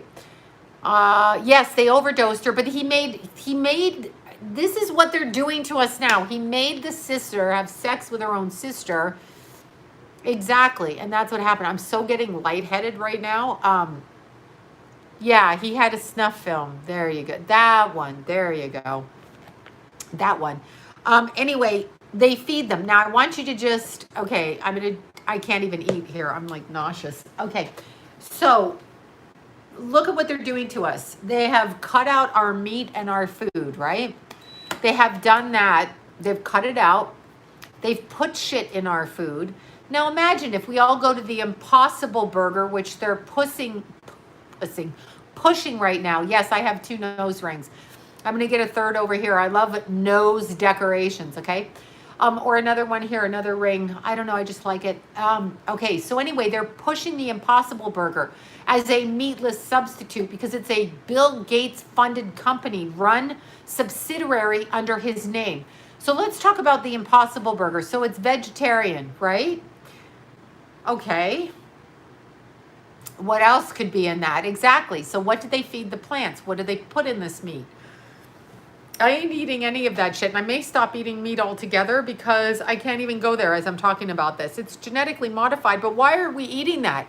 They closed down farms. Why are we doing this? Do you see? They are doing to us what a narcissist does to his, I don't eat bacon. They're doing to us what a narcissist does. I know it's the New World Order. If you listen to George Bush, when he talks about 1,000 lights, Bush Sr., when he talks about 1,000 lights and he's looking up in the 80s, that fucker is talking about a castle in Europe where they do all their rituals, their high holiday rituals, where they murder the kids. I mean, this is what they're doing. If we don't fight back, we're screwed. Why don't we fight back? We need more than one of us to fight back. I can't be the only one going out. It's gaslighting big time. I have friends. I'm losing friends. Because number one, yeah, I don't know what to say about John Wayne. I mean, why you want to take the airport down? What about this statue? I'm going to show you this statue because this statue I find offensive. People post on Facebook that they miss the class of Obama. What the fuck are you talking about? I don't know what to say to you. Do you know Obama? Do you know him personally to say that he has class? Are you saying it because he's a thin-built man who smokes cigarettes, has nasty-ass teeth from what he eats, and you know what the fuck I'm talking about with that? Are you saying that to me? Are you saying he's classy because of that? Are you saying Oprah is whatever because of whatever? Are you saying that so-and-so has money? They must be perfect. I'm sure that the Impossible Burger contains off a vessel of a people. I'm trying to say it without getting this video blasted. Okay, wait. I want to find this picture and I want to show you. Because I find this absolutely offensive. Because I find it offensive. Yeah, okay. Do you know what this statue is right here? Do you know what this is? This is this is a statue of Obama and the little girl that he molested on that boat. Hello, what the hell is her name? Megan? Is it Megan? That is what that is. Allegedly. Right there. Right there. There you go. There you go. Take this statue down right the fuck now. Take that guy's statue down. Why does that president have a child with his hand? in his hand. They're trying to say that that's his daughter. That's not his daughter. What is that about? What is that about? What is that about? Why does Obama have a statue of a child? Piece of shit. Piece of shit. I don't want to see it. What are you people? Oh, he's classy. I wish that family was back. No, it's not his daughter. Look at this. Does this look like his? I can't even. That's the little girl that he carts around. Actually, it was an Asian little girl. I don't even know. This is Megan, though. I think this is Megan. No, this is a white girl. This is not a black girl. This is a white girl. If that's his daughter, it doesn't look like his daughter, okay? Take that statue down. While you're at it, take down the statue of Martin Luther King. Take down Mount Rushmore. I don't care. Remove them all. Take them all the fuck down. All of them are offensive. Don't put a statue of anybody up. Erase history all the way. Take it all fucking away. Remove it. Make up shit. Get rid of religion. Take down the churches. Do all of that, right? Take it all down. Then go watch the movie A Handmaid's Tale. Thank you, Libra Lori, for showing me that one. Go watch that movie and you will see that that is where we are going. And what's interesting is the 4th season of A Handmaid's Tale hasn't been out yet. And I said to Lori last night, shit, girl, when that comes out, you watch it first, call me and tell me, oh, Maggie Nixon. Yeah, the abused one that goes around, right? Right. Is Maggie Nixon, is she Ray Chandler or is she somebody else? I'm so confused. It's all in my head. Anyway, season 4 of A Handmaid's Tale. Let's see how it ends so we know how we're going to end. And why don't we let the apes take over the planet? Planet of the Apes seems good. Why not go for that, right? Why don't we do that? Let's do that. Let's do that. Let's do Planet of the Apes, right? Let's have the apes run. Why don't we let, why don't we let, I don't know who, but get rid of all the statues. Just take all that shit down. Let's just let the monkey run. Let's let the animals out of the zoo. Let them run it. We can have Animal Farm then. Do you remember the movie Animal Farm in your grade school? We had to watch it. It was about Napoleon. Animal Farm. Hello. And they rebelled. Why don't we rebel? What is wrong with us that we're listening? I can't stand us as a people. I just really have to take myself off the planet. I can't. Oh, Steven Spielberg, that pile of shit. I've got to stop. Yes, all my children's, exactly. I can't. I'm going to let the animals out of the zoo. That's it. I think I am going to I'm going to be like Kramer on a Seinfeld episode and let them loose. That's what I'm going to do because they should be running the planet because we are idiots. We are falling for our own trap. Put the handcuffs on and not in a good way. Okay. These are handcuffs. These are don't implicate myself. I know. These are handcuffs. We are locking ourselves down. Okay, I'm going to show you a card. Where's the card? I have to find my card. Look, I'm getting in everybody's space in my weird outfit. I'm half in a workout outfit, half in my pajamas, and half in a weirdo top. I'm wearing purple and red. This is what I've decided to do. Okay, I've got to find this card. I want to show you. And this is an answer to Brian, who said he cannot believe under the Capricorn expression that within 4 months, the last part of Capricorn, okay, we have allowed ourselves to be captured. Well, I'm going to show you something here because it just fucking occurred to me. I'm going to tell you something else too. I must stop talking because I get so agitated, so out of control. Okay, I get out of control. I'm a fighty one. So like if you're near my neighborhood and you said something, I would punch you. Not you, just whoever. But I want to find this card. My friends are good. They do text me when I get out of control. They text me. Oh, thank you so much for saying that. My beautiful friend Carol texts me and goes, you probably shouldn't say that on air. If I didn't have friends that have a calm mind, then I would probably be in jail at this point. All right, let me find this card. I want to show you in the tarot deck exactly what we're experiencing so you understand, because it just occurred to me this is what's going on. I have the most beautiful friends. Oh my God, and Estelle or Jana, whichever one's on here right now, I got to tell you, Jana is Estelle's mother, and Estelle, where the hell is that card? Are you kidding me? Of course, the one card, I can't find it here. Okay, hold on. Now I gotta find my other deck. Excuse me. I am using my card holder in my purse. That is a message to pretty much everybody on planet Earth. Anyway, Lila, when I picked her up the other morning, gave her a big hug, she was wearing the little leopard outfit Estelle gave her. So cute, so super cute, and it was so good. I said, what are you wearing? And she looks at me, she goes, I'm wearing the outfit Estelle gave me. And she was all like leopard. I love that in a 9-year-old leopard. Okay, so let me find this card. I have to get my regular deck because I can't think. This is my really like worn out deck. But it's the Robin, oh, what is this? Oh, Robert Hansen deck, I think. Whatever, I like it. Because it's little and I can put it in my purse. Okay, let me find the card and I want to show you. Here we go. This is what I was looking for, but I can't figure it out on the other deck. The Devil card. So this rules addictions. It also rules Capricorn. Now look at the two people, and look at the Devil. Look at the two people down here. They are in bondage to themselves.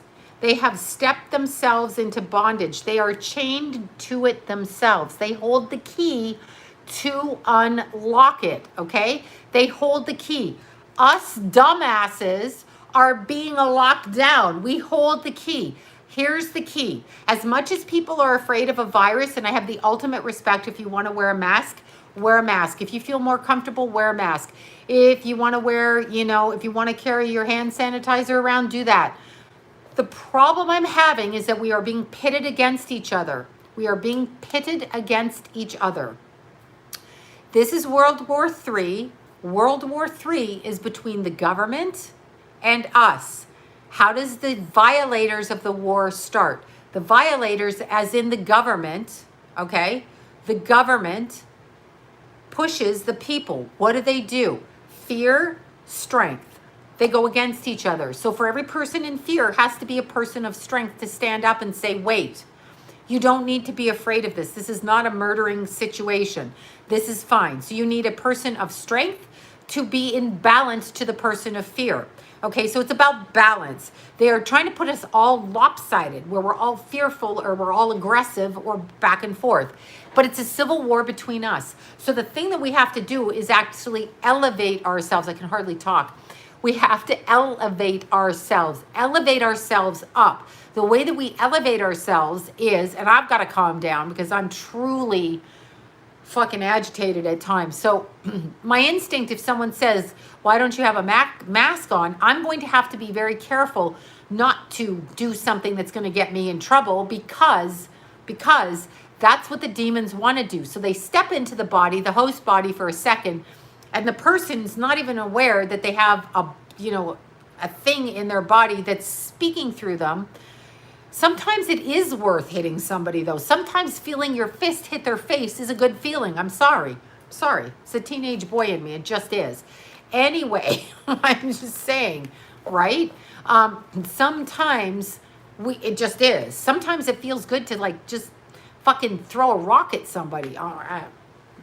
Just saying. It is. It's like, whatever. Throw a baseball, throw something. You know what? I need a place. And Lori and I were talking about this. We need a place, if anybody can open one up, where we can put on a hazmat suit and smash every dish in the place. Let's go do that, because I think that would be fun. Goggles and everything, but just go beat the shit out of a, physical situation and break dishes. I used to do that. I used to break every dish in my house, throw them out, and then go buy more. Made me feel so good. Down the driveway, up and down. Yeah, totally. Sometimes I threw the dishes out. There was a time when my kids were teenagers where they wouldn't do a dish, and I left them all in the sink to make them do it, and these bitches refused to do it. I mean, my lovely sons. So what did I do? I broke every single dish in the house. That's like kind of the temper I have. It's very Cuban, very Latin. That's what I did. It was very fun. And then the next time I did that, I took all the dishes and I gave them to Goodwill, and I put plastic forks, and once they're gone, they were gone. But I've done shit like that. Sometimes I'd throw hammers through walls. Like, it's just a problem. Just a problem. I'm either Italian or something or Cuban, but it's a problem. So I will take it up to here and then my inner Latina, I know, and I will beat the living shit. The neighbors of my kids, the black moms across the street that had the gangbanger kids, their kids were actually afraid of me, the white woman across the street, because I was more ghetto than their mothers were supposed to be. Exactly. Irish temper. That's it. I got some kind of fucking crazy temper. You don't wash the dishes, I may kill you. That's what's going to happen. I'm sorry. I got so sick of it. You have no idea. You just have no idea. Outrageous. I spent hours cleaning. Like I have to. I'm trying really hard not to. I'm really trying hard not to, but here's the thing. Here's what we have to do, literally. Understand they want to pit us against each other. There's already enough assholes on the planet before all this shit. They want to pit us against each other. What are they doing? Okay, let's look at how, I don't even mean to bring the Bible in. I will stress this. I did not go to church as a child. Nobody had any religion in our house. If they did, we weren't allowed to talk about it. My father was agnostic. He told me that we are going to, just die and rot in the ground. I was 4 when he gave me that message. Businessman, scientific mind, engineer, that was what I was told. Okay. So me, I knew there was a God. That's how I was raised. That's what I thought. My mom was Christian Scientist, but she wasn't allowed to talk about it. No one could talk about God, or at least it wasn't talked about when I was younger. I came to God on my own. That's all I'm saying. Anyway, biblically speaking, they nailed Christ to a cross, right? And a bunch of other people. I'm sure Jesus was pissed off as hell about that. Probably was. Let's look at this. I didn't know this until Hamilton, Ontario. Awesome. I didn't know this, okay, until later on, that when you're nailed to a cross, obviously you're out there sitting on the street or wherever the hell they were, in the middle of the desert, nailed to a cross. So you're sitting there, the heat's on you, they're not feeding you. So eventually, I want you to pay attention to this because I made a connection last night. Eventually, your head goes down. When your head goes down like this, it collapses your lungs. When it collapses your lungs, you lose the breath of life. And therefore, you can't breathe. What are they doing to us now? What are they? No, but they die of suffocation. They are suffocating us. That's what they're doing. This is Roman times. We are suffocating. Cover it up. Lung disease, bronchial, asthma, all of it. Same thing. We are not nailed to the cross. We are nailing ourselves to the cross. We have to stop it. I am not saying people are not getting sick. I know, poor Jesus. Poor everybody they nailed to the fucking cross, right? But I'm not saying people are not getting sick. I'm not even going to dispute that. What it is it has nothing to do with the kind of contagion that they're talking about, okay? Nothing to do with it. I am asthmatic. I have had pneumonia a good number of times. I had walking pneumonia the whole time after, like as a teenager, from 14 to the last major attack where I was hospitalized and had to go on a breathing machine was at 21. Literally, I almost died. Had I not gone to the hospital, they said I would have been dead the next morning. Could not breathe, okay? I've had walking pneumonia more than I care to know. I got pneumonia 2013 was the last time. I almost got it again in November. That's the first place I get shit. I'm asthmatic from birth. I was kept in an orphanage because of my health for 10 months. Not adopted because I was not healthy enough. Failure to thrive, unable to breathe, asthmatic as a little baby. Okay, so this I was born with. It's something I have before. That's how I learned to run. I learned to strengthen my lungs, but it's still a weak part. Look at it. The fall of the Roman Empire. What did they do? They took the strength of man and they caged them. They made the man who was of God fight, right? They made the evil ones watch, reverse world, and then they made them fight each other. If there was love, they had to fight each other. That is what they are doing to us. They are doing that to us, okay? They are doing that. They are doing that. That's what they're doing. So the mask wearers have to be comfortable with knowing that they're safe. So if you want to wear a mask, You are already safe. You're protected, okay? You don't need us. You don't need us to be wearing a mask because you're truly protected. If you're in a mask and you're 6 feet away, you're totally protected from whatever, okay? If you're not in a mask and you're not sick, how the fuck are you giving it to people? People jump right to you must be sick. You must be sick. You must be sick. Wait, Obama had 8 years to get rid of racism. Oh, please. Thank you all for the super chats. And Zoe, overly generous this week. Everybody overly generous. Thank you so much for that. But what they're doing is they're pitting us against each other. So it's not going to be a civil war in the sense that the people go against the government to overthrow. Exactly. It's the government pitting us against each other. So we can't fall for it, even though I've fallen for it. Okay. I've fallen for it. I've fallen for it. So I feel that this is what's happening to us right now. So we have to, it is divide and conquer. But look what they've done. Like a narcissist, okay, narcissist, okay? I was channeling Newsom before, that's all. I was punishing everybody. No 4th of July parties for any of you.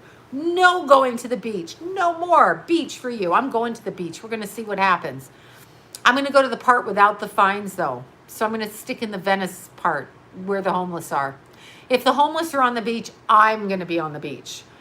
Because the homeless are everywhere, and they're not 6 feet apart. They're all over the street. And I might add, they're still going to the bathroom on the street because they did not put the porta potties up. They took the money for it, but there's no porta potties, just so you guys know. I'm going to take pictures of that too because that is really happening. So what do we need to do? We need to mind our business, right? We need to mind our business. We need to understand that people wearing masks could be very much afraid. So let them be afraid if that's how they choose to live. If I choose not to wear a mask and I'm not sick, then that's my choice. My body, my choice. If I can have 15 abortions in my life, then I don't have to wear a mask. That's a figurative comment, meaning there's people that use abortion as birth control, and we don't say anything to them. We fight for their rights. I've stood out there and said you can have abortions, okay? So here's the thing.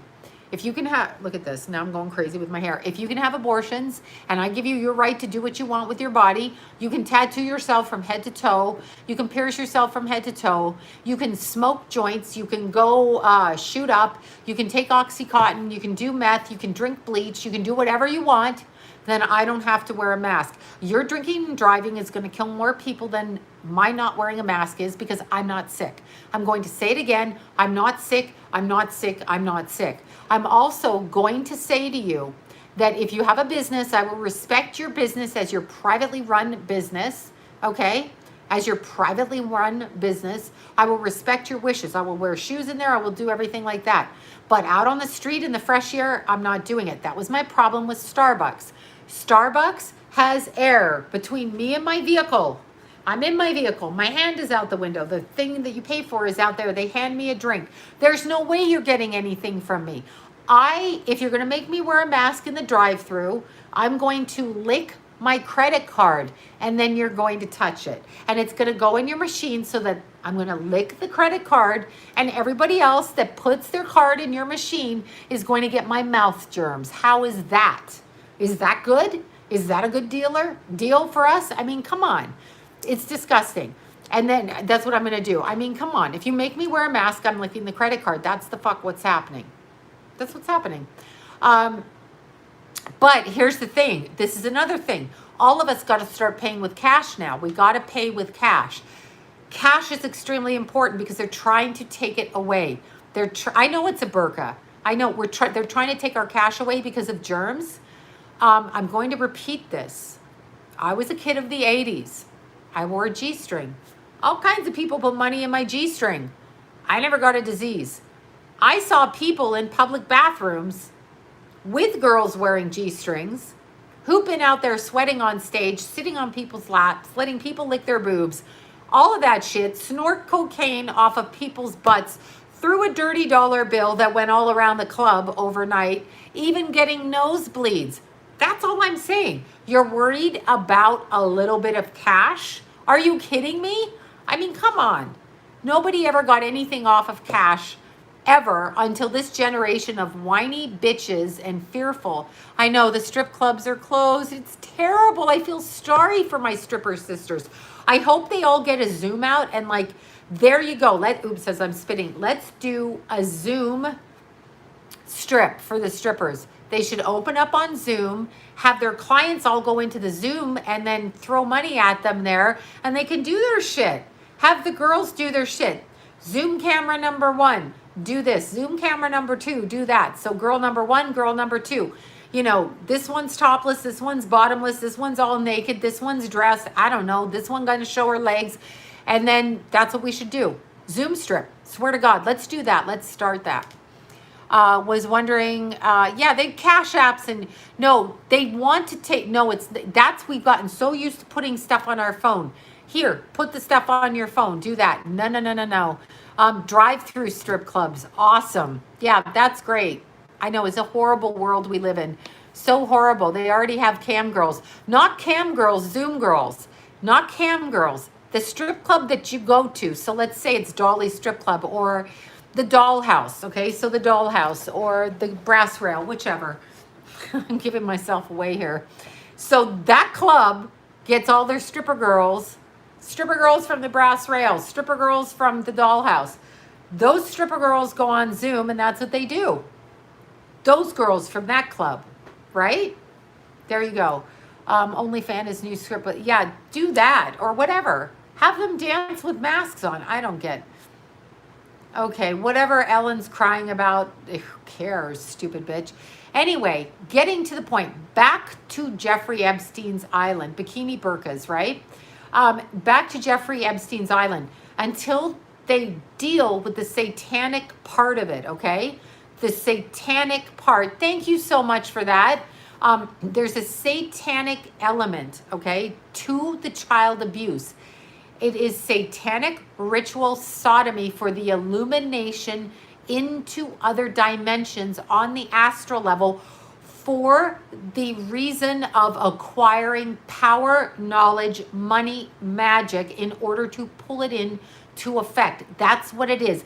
People don't want to believe it. They want to think there's only Christianity, Catholicism, which is Christian, different sect, Judaism, Buddhism. They want to think it's only those things.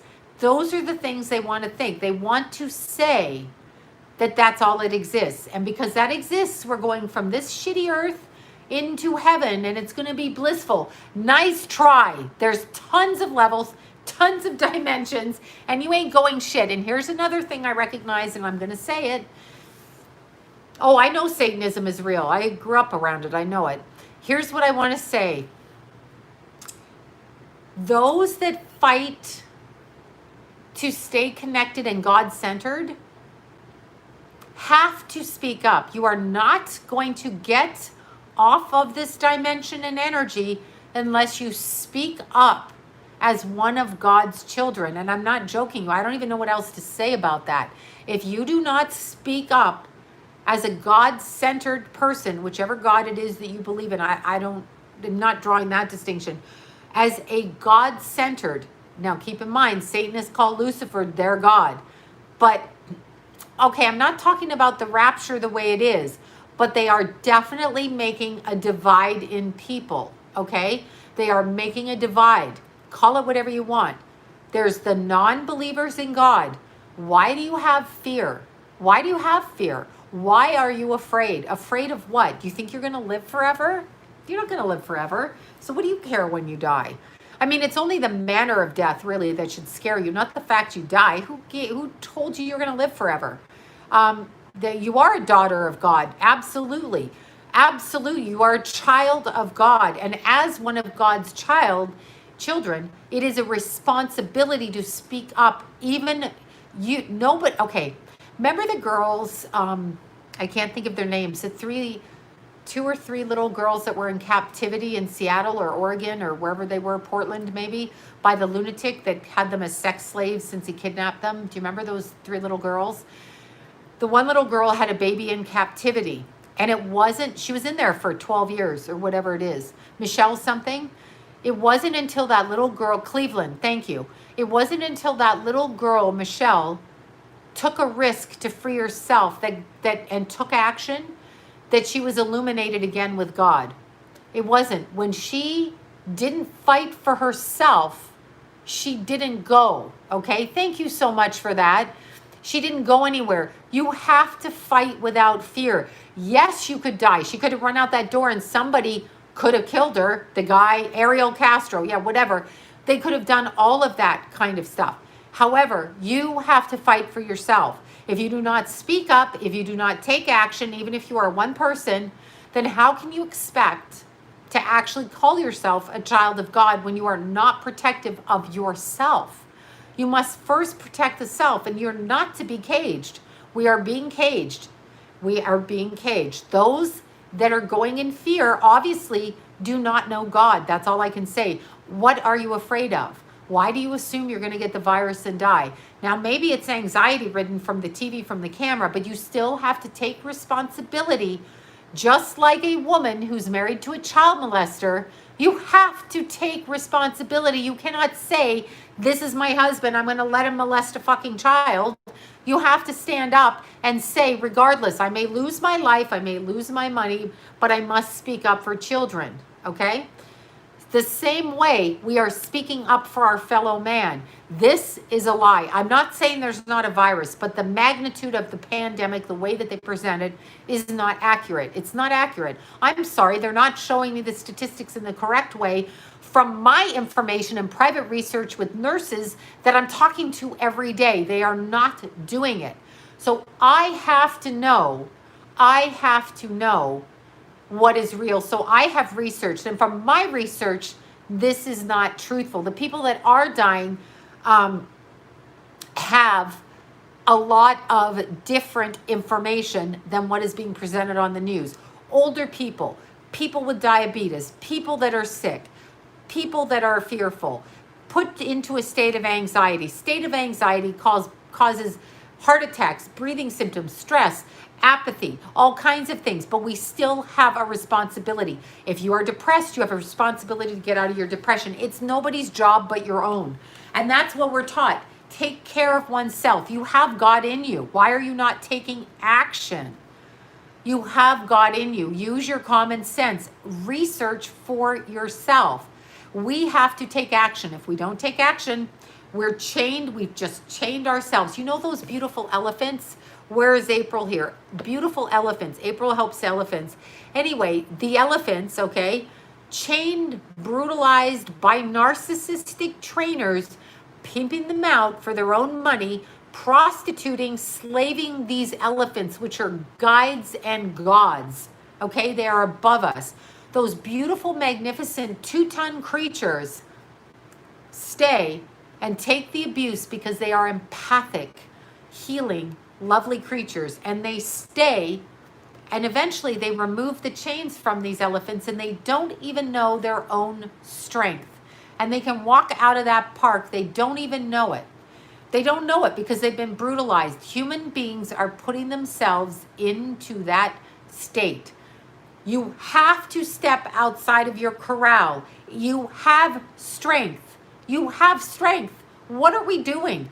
Wear your mask if you want to, but speak up. How is a few people locking everyone down? They are narcissistically shutting down our businesses. Stockholm syndrome, they do not want bars open. They want to take over bars. Bill Gates wants bars. He wants businesses. They're taking away everybody's private business. So you go on the money of the government, so then they can control you with the kind of money. It's happening all over. What is this? Why are we allowing it? Why can't I have my opinion? Don't people question it? Why do they assume it's right? Have they actually asked nurses? Have they actually asked old people? Have they actually done this? Speak up. You have to speak up. Have to speak up. Have to. We are caging ourselves. So here's the next cage. The mask is the cage, okay? So if you have to wear it for a while, wear it, but speak up. People in numbers have power. Why are we not getting together in numbers? Why are we not standing up at a beach on 4th of July and saying, You're going to have to kill us all, but you can't run it. You can't arrest us all and you can't kill us all. Why are we not stepping onto the beach? I finally figured this out. Do you know? I'm getting picked up on on my text. Are you flirting with me out there?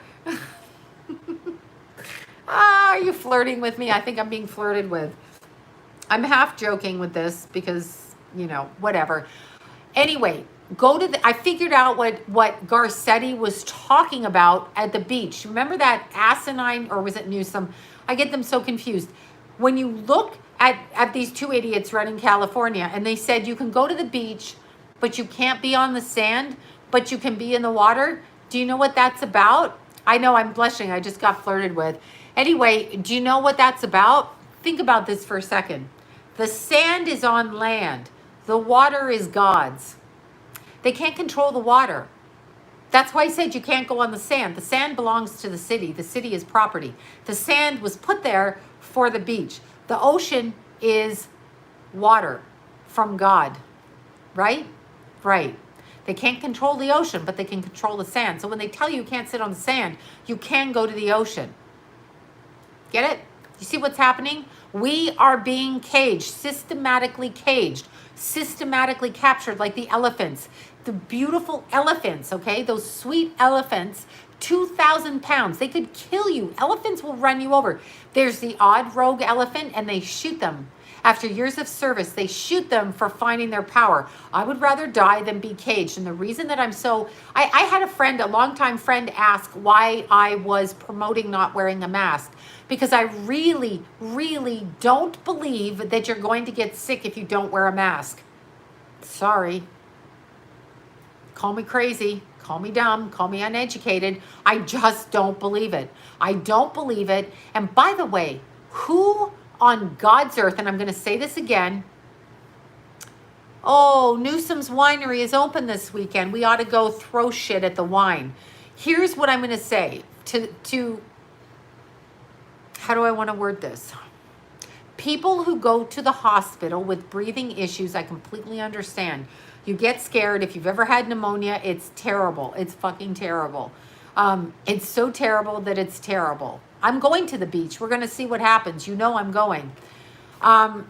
Anyway, here's what I'm going to say to you. If you have a breathing issue and you go to the hospital, I'm just going to say this.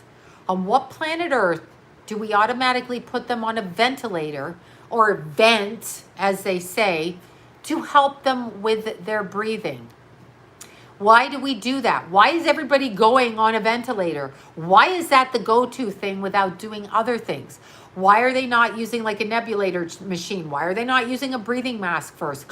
Why are they not trying other things? Why is it straight to a ventilator? And did we forget Mr. Cuomo, that pile of crap in New York? Yes, I'm saying it. So sorry. Those fuckers who turned their back on California, we can't even get there. We're being locked down in California. Nobody wants us. We can't go anywhere. Because Newsom's pissing people off with his lies, okay? So now we can't go away. Anyway, Cuomo had a whole closet full of ventilators while he puppeteered a sob story like a narcissist. What does a narcissist do? Vulnerable narcissist says, oh my God, poor me. I don't have any ventilators. All the people are dying. The people are dying. The people are dying. I need ventilators.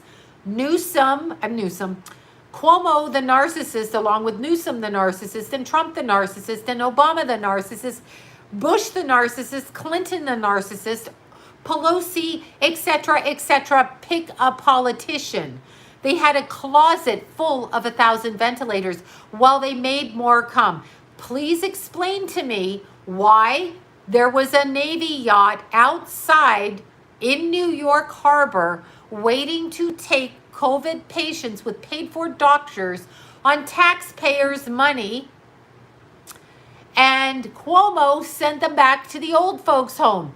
What is that about? What is that about? I'm over my tantrum earlier. Don't worry. I'm over it. I'm probably like PMS-y. Sorry, true story. Menopause-y, PMS-y. Kind of in between. Okay. So, What is the story? Second issue I have as a human being. All of you PETA people and fuckwads that want human rights, Black Lives Matters, Pink Lives Matters, White Lives Matters. All of you people need to go help the old people in the old folks' home that were held hostage and their family members banished. Yeah, I know, I'm acting full moon again too. You need to go help the older people, because let's say you put your old person into a home and your old person can't talk to you, your old relative, your old lover, your old husband, your old wife, whatever it is, kid, I don't care, whoever's in the old folks' home. Maybe the old folks people can set the rules about whether you go in there, but you damn sure can have your relative come out in a hazmat suit by ambulance to your house and pay the bill off and have them die at home. Do not let them die alone. That's a crock of shit. It's genocide against old people because they feel that you're not valuable when you're old. Fuck you and fuck off. And you know what? I'm shocked that we went straight to Black Lives Matter over the old people that died in the nursing home. What is that? What the fuck is that? What is that? What is that? Seriously. What is that? You can't go see your old person? You need to get a lawyer. I don't care if you have money. You need to go to a news station. You need to go anywhere, pick it outside, scream, have the police come and get your relative out of there to die in their home. Period. End of conversation with that. How dare they do that? Disgusting. Seriously, I can just see, and I will never put John in an old folks home, okay? Never, even if he is fucking crazy half the time, no offense. But I will never, and he's in his 70s. You think I'm going to put him? What's with all these kids putting their people into their parents into old folks' home? Is that so they can get the money? What's that about? Let's put them into a home for $5,000 a month where you live for less than 2 years. These are your parents. These are your shit. What are you doing? If you need an in-home nurse, take the $5,000. Bring it to the in-home nurse. Let them into your house where you have control. Old folks home, my ass. What a crock of shit. How greedy are you people? I'm sorry. My Grammy was in an old folks home. My mom put her in there, but it's because she couldn't look after herself. And I guess my mom didn't want to look after her. But what the hell? You just want your parent, you just want to sell their house and put the shit and pay for it. And you're greedy for the money, you assholes. The nerve. It's like shoving your kid in a daycare 24/7. What's wrong with everybody? Those people looked after you. Now, if your parents shoved you in a daycare, go ahead and shove them in an old folks home. But if they didn't and they looked after you in some reasonable way, bring them home. Take your $5,000 a month, which is what it costs, 5, 10 grand, unless your parents were horrible and you had, whatever. But to not let them die alone, what are you doing? And I don't even get along with my mother, okay? I don't even get along with her. What are you doing letting them die alone? What on God's earth are you doing? Especially, no, I know it's genocide. I know what they did. All of those people in the nursing home. And by the way, again, to reiterate the conversation I had with a nurse, she was 64 years. Okay, your parents died at home. That's where I'm going to die. Or I'm going to go like a cat, hide in the bushes, or an elephant. I'm wandering off and you'll find me dead on a mountain. I reiterate the conversation. I was at Caruso's, which is now closed down for dinner. I was at Caruso's, okay, having a dinner. Went out 2 nights in a row, went to a jazz club where the musicians are not allowed in, even though the piano's at the back of the club. And I wanted to listen to the music. But now I can't, and it's an old Sinatra-like club. Now I can't listen because the freaking pianist isn't allowed in there and his back is against the wall. I guess if we walked up and tipped him, how about we leave a tip at our table and let the waiter with the fucking mask go on over and tip him? Those people are out of work now. Anyway, I had yummy salmon dinner. I know how you all hate when I talk about that shit. I had vegetables and salmon. That's right. That's what I had. A little bit of dressing, very little. But anyway, I had that and I had a freaking Diet Coke, so sue me. All of that aside, we went there and we went to Caruso's. The nice lady sitting next to us at the table at Caruso's, it was us and her, and we were not really whatever. Anyway, we were there. She starts talking to us. She's a nurse in an old folks home in Glendale. She had 99 patients. These were her patients. I said, out of her patients, there's a bunch of nurses there. I said, out of the patients you look after, okay, I said, Yes, I know Diet Coke is horrible, but it's my one last little joy in life. Jesus. I only have like 4 a year. That's it. Sorry, true story.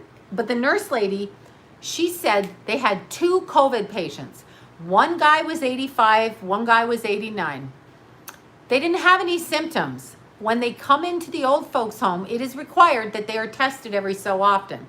So these 2 old guys, they got tested, they had it. They had to be segregated in their old little room on a different wing. She had to be tested. What she noticed is suddenly the old folks' home is not paying for the testing. They're paying and she's paying with her insurance. Suddenly it becomes a big money grab. 2 people in the old folks' home, okay?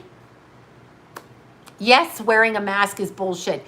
Do you think, I think it's bullshit. Sorry, I think it's crap. I think it's the thing I'm not doing for sure. If I go into your business, you can demand anything. And if I have to go grocery shopping and I have to go into Ralph's, I guess that's it. However, we should be able to say, I'm not wearing it because I'm having a fucking panic attack and I may just pull out a gun and shoot somebody because I'm having a fucking crazy ass panic attack because the mask is making me nuts. But no, you can't say that because you'll get arrested. But you can say I have a medical condition that prevents me from wearing a mask, and the HIPAA laws don't allow them to ask you that, but I don't know if that really works. I have not tried that yet. I'm going to try it. Let's see, nurse found a girl. I can't even read that. Obviously, masks don't help. The old are forgotten. It's sickening. It's just, I'm not doing condoms. I've never done condoms. I'm not fucking doing them. Do I have any STDs? No, the fuck I don't. No, I don't.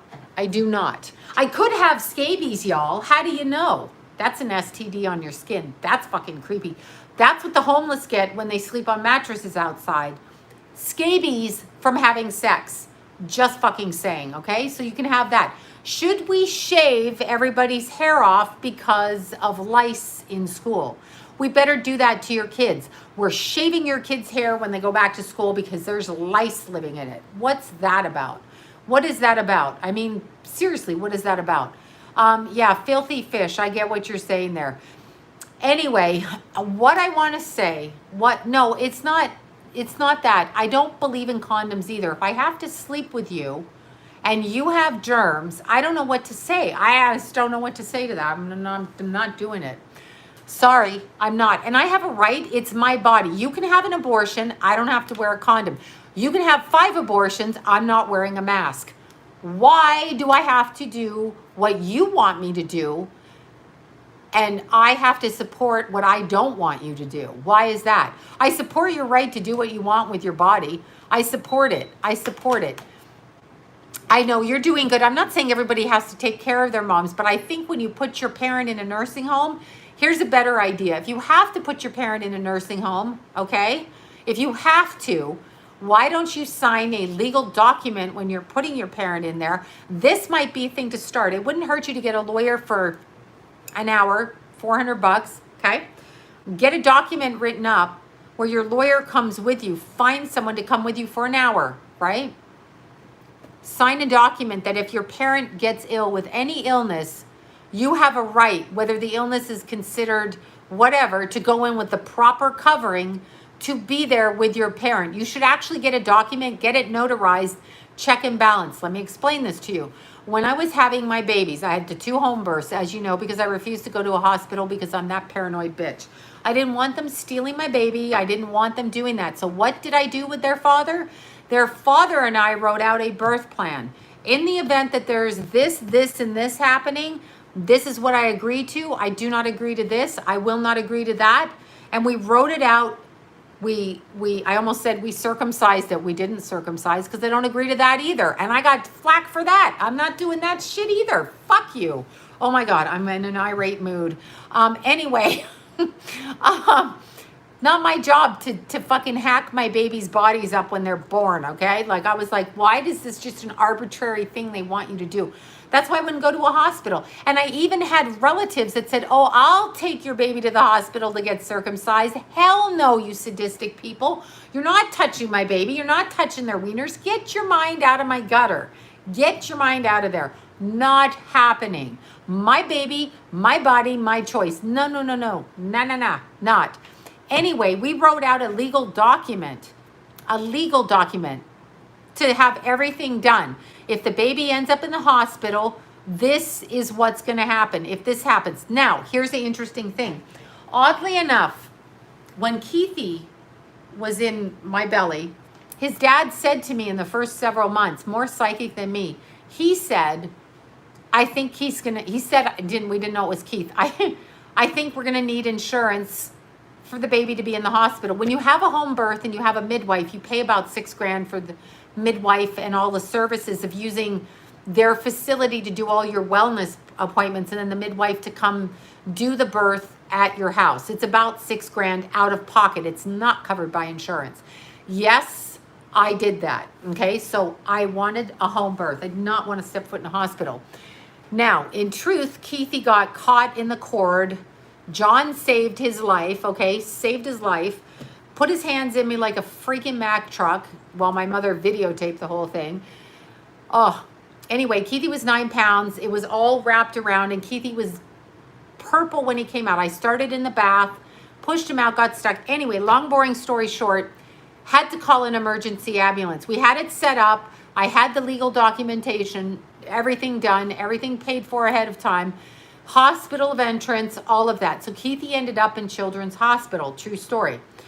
I went with Keith in the ambulance. I had to wear John's pants because my belly was so swollen. My womb was out to here. Had to wear Johnny's pants. Literally gave birth. Went straight out the door with my little 20 minutes after birth. Right? I know what it is. I know what circumcision is. Horrific. It's to remove sexual pleasure, and it's bullshit. Anyway, yeah, little Keithy's okay. I'm really lucky there. Really lucky. Anyway, I was in such pain. I got to Children's Hospital. This is Children's Hospital in Hollywood. No joke. No joke. This was a calamity of nightmares. Here we go. I'm wearing Johnny's pants, just giving birth. I'm literally an hour out of giving birth. So I'm hemorrhaging, basically. So I'm wearing a fucking huge pad. I'm basically just bleeding. I'm bent over. I'm so worried about little Keithy. He's 9 pounds. I'm in the ambulance with him. What happened is the cord was around his leg, around his neck, and so he was coming out in the water, and something didn't feel right to me anyway, because I did the jacuzzi birth with Jason, but John had to unhook him, but he saved him. He just saved him. The midwife got there late. That was the problem. Christmas traffic. All of that story aside, we get into Children's Hospital. Huge sign on the door. Do you know what it said? Do not enter the hospital if you have children, if you have any infections, because we have an outbreak of viral pneumonia. Well, I had to walk through there, and I was as open as could be. Literally as open. My baby was a newborn, a second old born. Into the hospital we go. Well, I had to go to the bathroom because I was hemorrhaging. I'm bleeding all down my legs. Long, boring story with that. I go into the bathroom. It is the filthiest bathroom I've ever seen in the waiting room. I have never seen a bathroom that dirty. All kinds of shit all over. At this point, I don't care. I just had to go to the bathroom. Disgusting. I go up. I find Keithy. They won't let me breastfeed my Keithy. They will not let me breastfeed him because they say that he needs to go into whatever, and I can't breastfeed him. John and I had to go get a lawyer in the middle of the fucking night to allow me in there to breastfeed him. Now, here's the discrepancy and the issue I had with this. As much as they're doctors and they're special people and all of that, right? I had a legal document. I had to get my lawyer in the middle of the night. Well, Keithy was born at 8:53. No, yes, 8:53. So just before 9 o'clock. So I had to get a lawyer. The lawyer, formula's easier. No, I got it. I got in there. I got to breastfeed. I got an injunction. I got in there. I sat there and I was breastfeeding. The bitch nurse, and I'm not joking you, the bitch nurse in the neonatal unit looked at me and said, with disgust in her face. I was eating a chocolate bar. There was nothing in the vending machines, and I'd just given birth, and I hadn't eaten, and I hadn't sat down, and my uterus was out to here because it's really swollen. You know, it takes a couple of days to go back in. So I had a 9-pound, 22-inch baby in there, 9 pound. So he's fine. This bitch is looking at me going, oh, you can't breastfeed and eat a chocolate bar. And I was like, lady, I gotta eat, and I'm fucking dizzy. You're gonna have to get out of my way. You can't eat chocolate. I had to eat chocolate. It's what was there. Nobody was bringing me in Chinese food or a salad. So that's what I ate because I had to breastfeed Dewey. That's his nickname. There were crack babies beside my son that were this big, the size of my hand. Little crack babies, 10 ounces. Those parents got to be around their kids, and my kid, I got hassled. I got the lawyer. I got a separate room to breastfeed my son in. When they came in to do surgery next to Keithy in the hospital on a little baby's heart that was 10 ounces long, they didn't put a mask on me or my son. They didn't do any of that. All the germs. Yes, the NICU unit, exactly. So every day I got called in to meetings with the doctors, all of the serious doctors. Look at this, with their clipboards. Miss Bella talking to me about the dangers of my son. And I was just like, the head nurse of neonatology down there was a young woman, probably, she was older than me at the time. She had 5 kids. She started talking about her kids and what was best for the kids, i.e. we had insurance and money. I said to her, who's watching your kids right now? You have 5. Do you think you should be dumping them on somebody while you spend your whole day here being a crusader, you lying sack of crap? They phoned John and said that he needed to stop me from coming to the hospital and take the baby from me because I would not get out of their face. Took 7 days. My 9-pound son came home with me. I breastfed him the whole way. They did not give him a bottle. I did things correctly. I got that ordinance changed in the hospital where there's a private room to breastfeed, even though there was a dirty mattress on the floor. No, seriously, I had to do this. Fuck them. No, you're not going to take care of crack babies and not my son, who I did everything healthy and, quote, not on drugs, and then let the crack babies needed, those poor little drug addicted babies needed help, definitely. But why are you treating their parents better and then looking at me like I'm a criminal? And then the little bracelet they put on Keithy, I have to show you one day a picture of it, this huge 9-pound baby. And they're looking at me like I'm some abusive maniac because I want to breastfeed and because I had a home birth. This was about a home birth. The hospital loses money, but meanwhile the midwife makes money. That is my point, but I did it. Took 7 days. Keithy came home on Christmas morning, the baby Jesus, we call him. He came home on Christmas morning, and that is the first day I slept. I did not sleep. I drove from Hollywood to Burbank. I took Jason to little school and drove back and breastfed Keith every 2 hours, back and forth. I did not sit still for the first week after Keithy was born. I'm surprised my uterus didn't fall out, seriously, because the doctor kept saying you need to freaking sit still.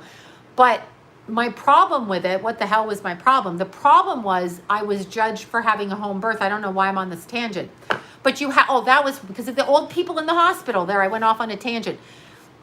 Write a legal document, get it notarized, get a notary between you and your family members. Let's say there's 3 sisters and your mom's there. Get a legal document. Put it in order. If your parent gets COVID, put it in writing. If your parent gets, I don't know, dementia. If your parent has, list whatever contagion, i.e. disease, i.e. situation, put it there and say, I have absolute legal authority to enter the premises of where my relative is. As long as if they want you to wear a hazmat suit, wear it in there. It doesn't matter what you're wearing. That's not the point of it. The point is you will take safety precautions, but put it in writing. That way you can sue them when they deny it.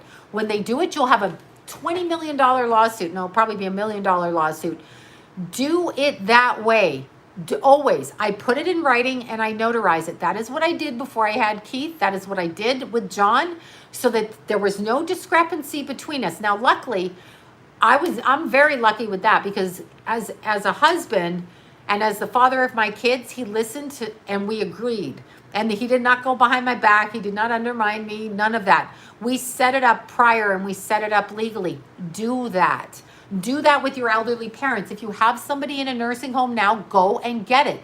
Get a medical directive, get legal paperwork, get it notarized, have it done ahead of time, put it in a file, give it to the head person at the whatever, do it. So you have protection for your relatives. Do not let them do that to you. Do not, because it's bullshit.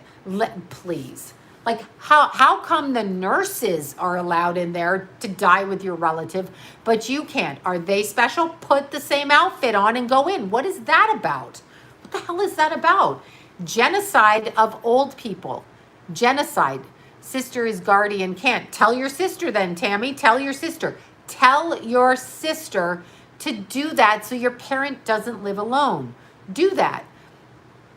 Oh, there you go, nurse. The nurses know everything. The nurses are the smartest. I mean, the nurses are amazing. And nurses do a lot of the work because a lot of time the doctors are doing other things or whatever, like maybe surgery, so the nurses got to do it. It is genocide. It is. It's genocide of old people. It's ageicide or whatever. They just are doing that. What are we doing? Free yourself. I've talked too much. I've got such a headache now. Kaiser Hospital, and they made me write a medical directive for my second pregnancy. That's very good. So you can tell. Always get it in legal, because once you put it in writing, they cannot fuck with you. And they also know that you're educated and you have researched. Educate and research your rights. Do it. I made the health department send me all this literature today so I could go through it. Now I'm just bored to hell. So do that. Nurses stop the doctors from killing you. Yeah, nurses are good. All the nurses I've talked to are brilliant. They're telling the truth. But then I look on the news and I have these weirdo people talking about other things. I mean, what is this weird shit, right? So weird. I'm just going to look at this. All right. Let me look at this picture. I love this picture. I thought this was particularly attractive of our governor. That's right.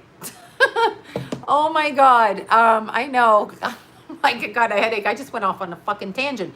It's the full moon again, and the full moon's in my 5th house, and I told the story of the birth of my Keithy, my little Keithy, who's got a shitload stellium of Capricorn, and Jason got a Capricorn moon, and Rascal's got a Capricorn moon. And I got Pluto, I got everything in Capricorn in my 5th house. This is my nonsense coming out. Yeah, the nurses are the ones, the midwives, and a lot of them are nurses. They're the ones that know everything. They're brilliant. And that's another thing. I had to kind of bow off my readings because I've got to be able to tape my astrology things. So hopefully I don't lie on this. I'm going to do my astrology lessons by August. I just need a whole month where I can tape the lessons, put them all out there and do that. That's what I have to do. I know the Joker looks good on him. Yes, the eclipse is coming up. It's in Capricorn. It is at 13 degrees and 38 seconds of Capricorn lunar eclipse. Not sure what time it's at, but it is on July 4th. So you know some nasty shit's getting ready to happen, don't you? Don't you? Okay, herbal remedies, retrovirus. I take oregano oil. That's what I take. I drink a lot of hot water, lemon, oregano oil, vitamins. I mean, I do what I can do, but I can't run around being afraid. That's not living. I can't do it. Okay, you guys, I have such a headache. I can't even. I rambled so long tonight. Oh my God, I gotta go. Okay, Baby Jack. I'm telling you one last story on Baby Jack, and then I'm going to sleep because I really can't talk this long. I'm having a breakdown. Baby Jack. Okay, so they call me and they give out little bits of information. Baby Jack was playing in the backyard with Rascal. Something happened to Baby Jack, okay, and he had anaphylactic shock. So little Baby Jack collapsed, and he got threw up in his mouth, and he turned all blue, and they couldn't make Baby Jack breathe. This was about 10 o'clock at night. So they went looking for a vet that was open, and they were driving really fast to the vet, and that vet was closed. Second vet, hot water cleans everything in your body. Anyway, little Baby Jack had to go get a shot, and it cost like $800 from the vet to save his life. Little Baby Jack. I don't know. They don't know if a bee stung him. Yeah, that's what they think. Kenneth thinks a bee stung him. But when I saw baby Jack, I know, poor baby Jack, I couldn't stand it. I picked him up and I'm like, baby Jack, poor little baby Jack. He was playing in the backyard with all the kids, but it was like 9, 10 o'clock at night and they were running all over. And then I guess Lila's grandpa Micah heard some kind of yelp. Because he heard the dog yelp, but a bunch of kids playing, right? The dog, you know, whatever, the other dogs. And then he didn't even think of it until the little dog collapsed and then had the stuff in his mouth and his eyes rolled back. And I was like, oh my God. I wonder if it's, I'm going psycho now. It could have been a spider. I was thinking fire ant, spider. I thought a snake, but the kids were out there. They would have seen a snake, maybe a little snake, but they didn't think it was like a rattlesnake. That'd be really the only thing. Could have been a spider, could have been a bee. But little baby Jack, I know, but he's doing good now. He's so happy. And so I saw him with Rascal Pants and she was walking him and he was his cute little self. Do caterpillars bite? Maybe, could have been. Yes, but they couldn't even get the Benadryl in his mouth because he was unconscious. So could have been a wasp. I wonder if he had those crazy killer wasps or a frog. I don't even know what it was.